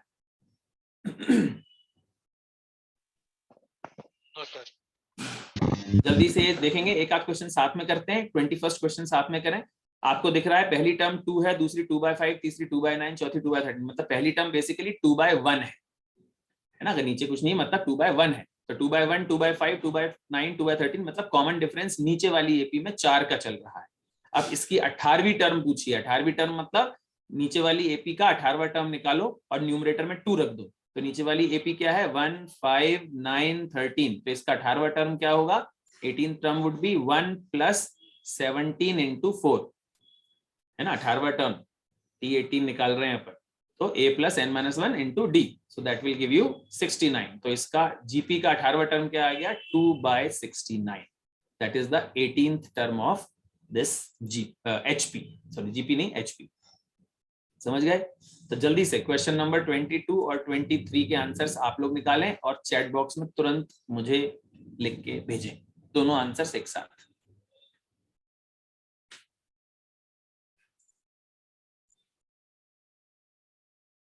भाई सभी लोगों ने, काफी लोगों ने आंसर्स दिए, पर कई लोगों ने आंसर 22nd क्वेश्चन का 14 लिख दिया है। भैया हमको एपी का 12th टर्म नहीं बताना है, हमें एचपी का 12th टर्म बताना है। तो आपने एपी का 12th टर्म निकाला, that is fine, but you don't have to write that as an answer. The answer is 2/14, correct, not 14। तो बस इसका ध्यान रखना, हम गलती ना कर जाएं जल्दबाजी में, राइट। तो ये जो सीरीज है, इसकी जो नीचे वाली डिनोमिनेटर की एपी है उसका 12वां टर्म निकालेंगे तो वो आएगा 14। तो हमारा आंसर हो जाएगा 2/14, और सिंप्लीफाई कर दें अगर तो 1/7। जो सीरीज है वो तो आप देख ही पा रहे होंगे कि 2 1 2 1 न्यूमरेटर में मिल रहा है, तो हमें न्यूमरेटर सारे 2 बनाने हैं। तो हम जहां जहां न्यूमरेटर 1 है वहां पर 2/2 का मल्टीप्लाई करेंगे, जिससे कि पूरी सीरीज न्यूमरेटर 2 वाली हो जाए। 2/3, 2/4, 2/5, 2/6। तो नीचे तो 3, 4, 5, 6, 7, 8 चल रहा है, तो 12वां टर्म आएगा 14, तो हमारा आंसर होगा 2/14 यानी कि 1/7। सो दैट इज योर आंसर। और लास्ट क्वेश्चन जो है 23rd, उसका आंसर है 2, विच इज 2/1 आएगा। जैसे चौथा टर्म दिया है हमें, T4 दिया है 1/2 और T7 दिया है 2/7। तो पहले तो 1/2 को 2 समथिंग के फॉर्म में लाओ, इसको 2/2 से मल्टीप्लाई करोगे तो क्या हो जाएगा, ये 2/4, और ये तो 2/7 है ही, है ना। T4 जो है वो 2/4 है, T7 जो है 2/7 है। तो साफ दिख रहा है न्यूमरेटर तो 2 कांस्टेंट है, चौथी टर्म में नीचे 4 है, सातवीं टर्म में नीचे 7 है, तो पहली टर्म में क्या होगा, ऑब्वियसली पहली टर्म में 2/1 होगा, यानी कि आंसर इज 2। 2/1 मतलब तो 2 ही होता है, correct. First term of this HP is 2 in the question number 23। ठीक है भाई, तो काफी लोगों ने सही आंसर दे दिए थे, इजी क्वेश्चंस थे, फटाफट से हो पाए। बस एक लास्ट चीज छोटी सी बता रहा हूं मैं, हमारे APGP HP के सारे क्वेश्चंस हम कर पाए हैं।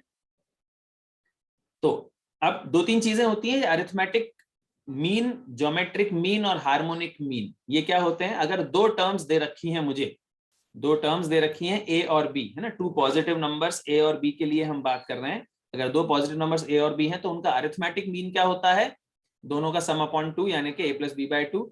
दोनों का ज्योमेट्रिक मीन क्या होता है, geometric mean that is √AB, और हार्मोनिक मीन होता है 2AB अपॉन A + B। इसका मतलब क्या है, इसका मतलब ये है कि A और B के बीच में हम एक वैल्यू रखें अरिथमेटिक मीन वाली, तो ये AP बन जाए, this becomes N AP।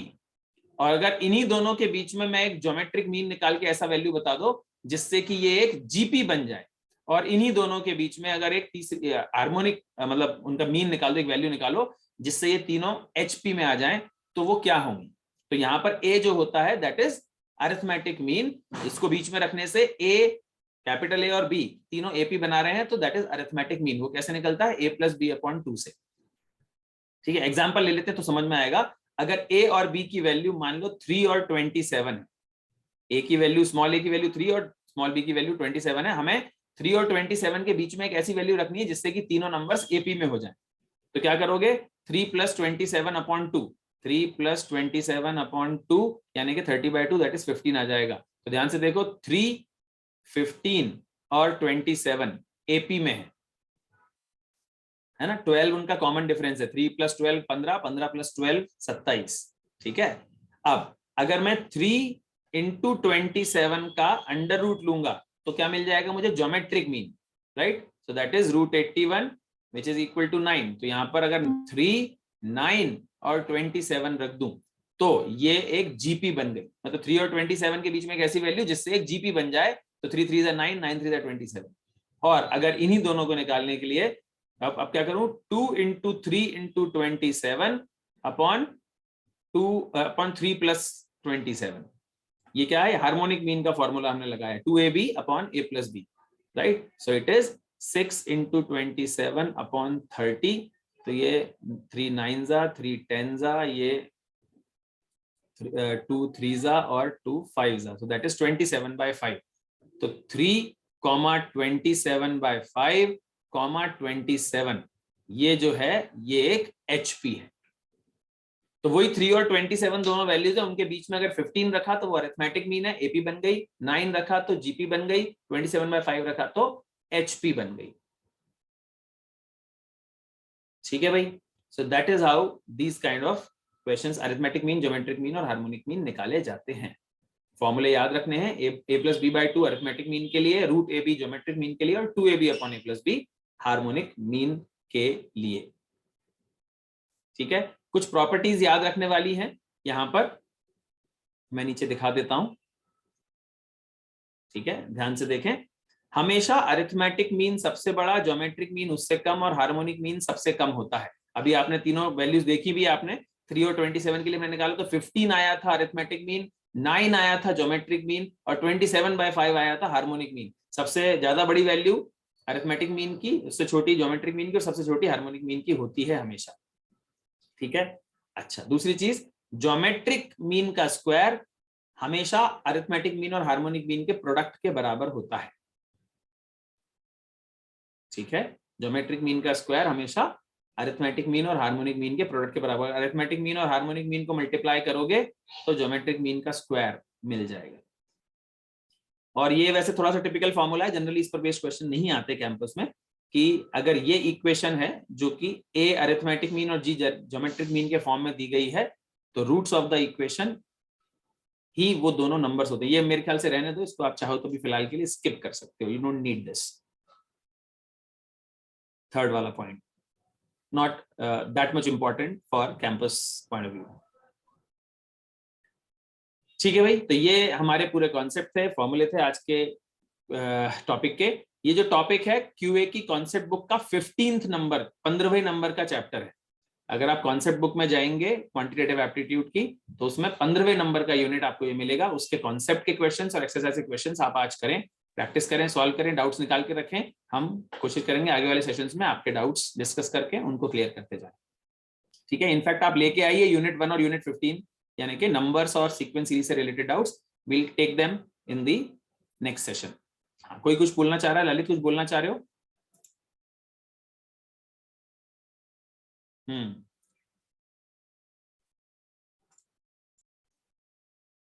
That's all for today. Thank you. Good day, everyone.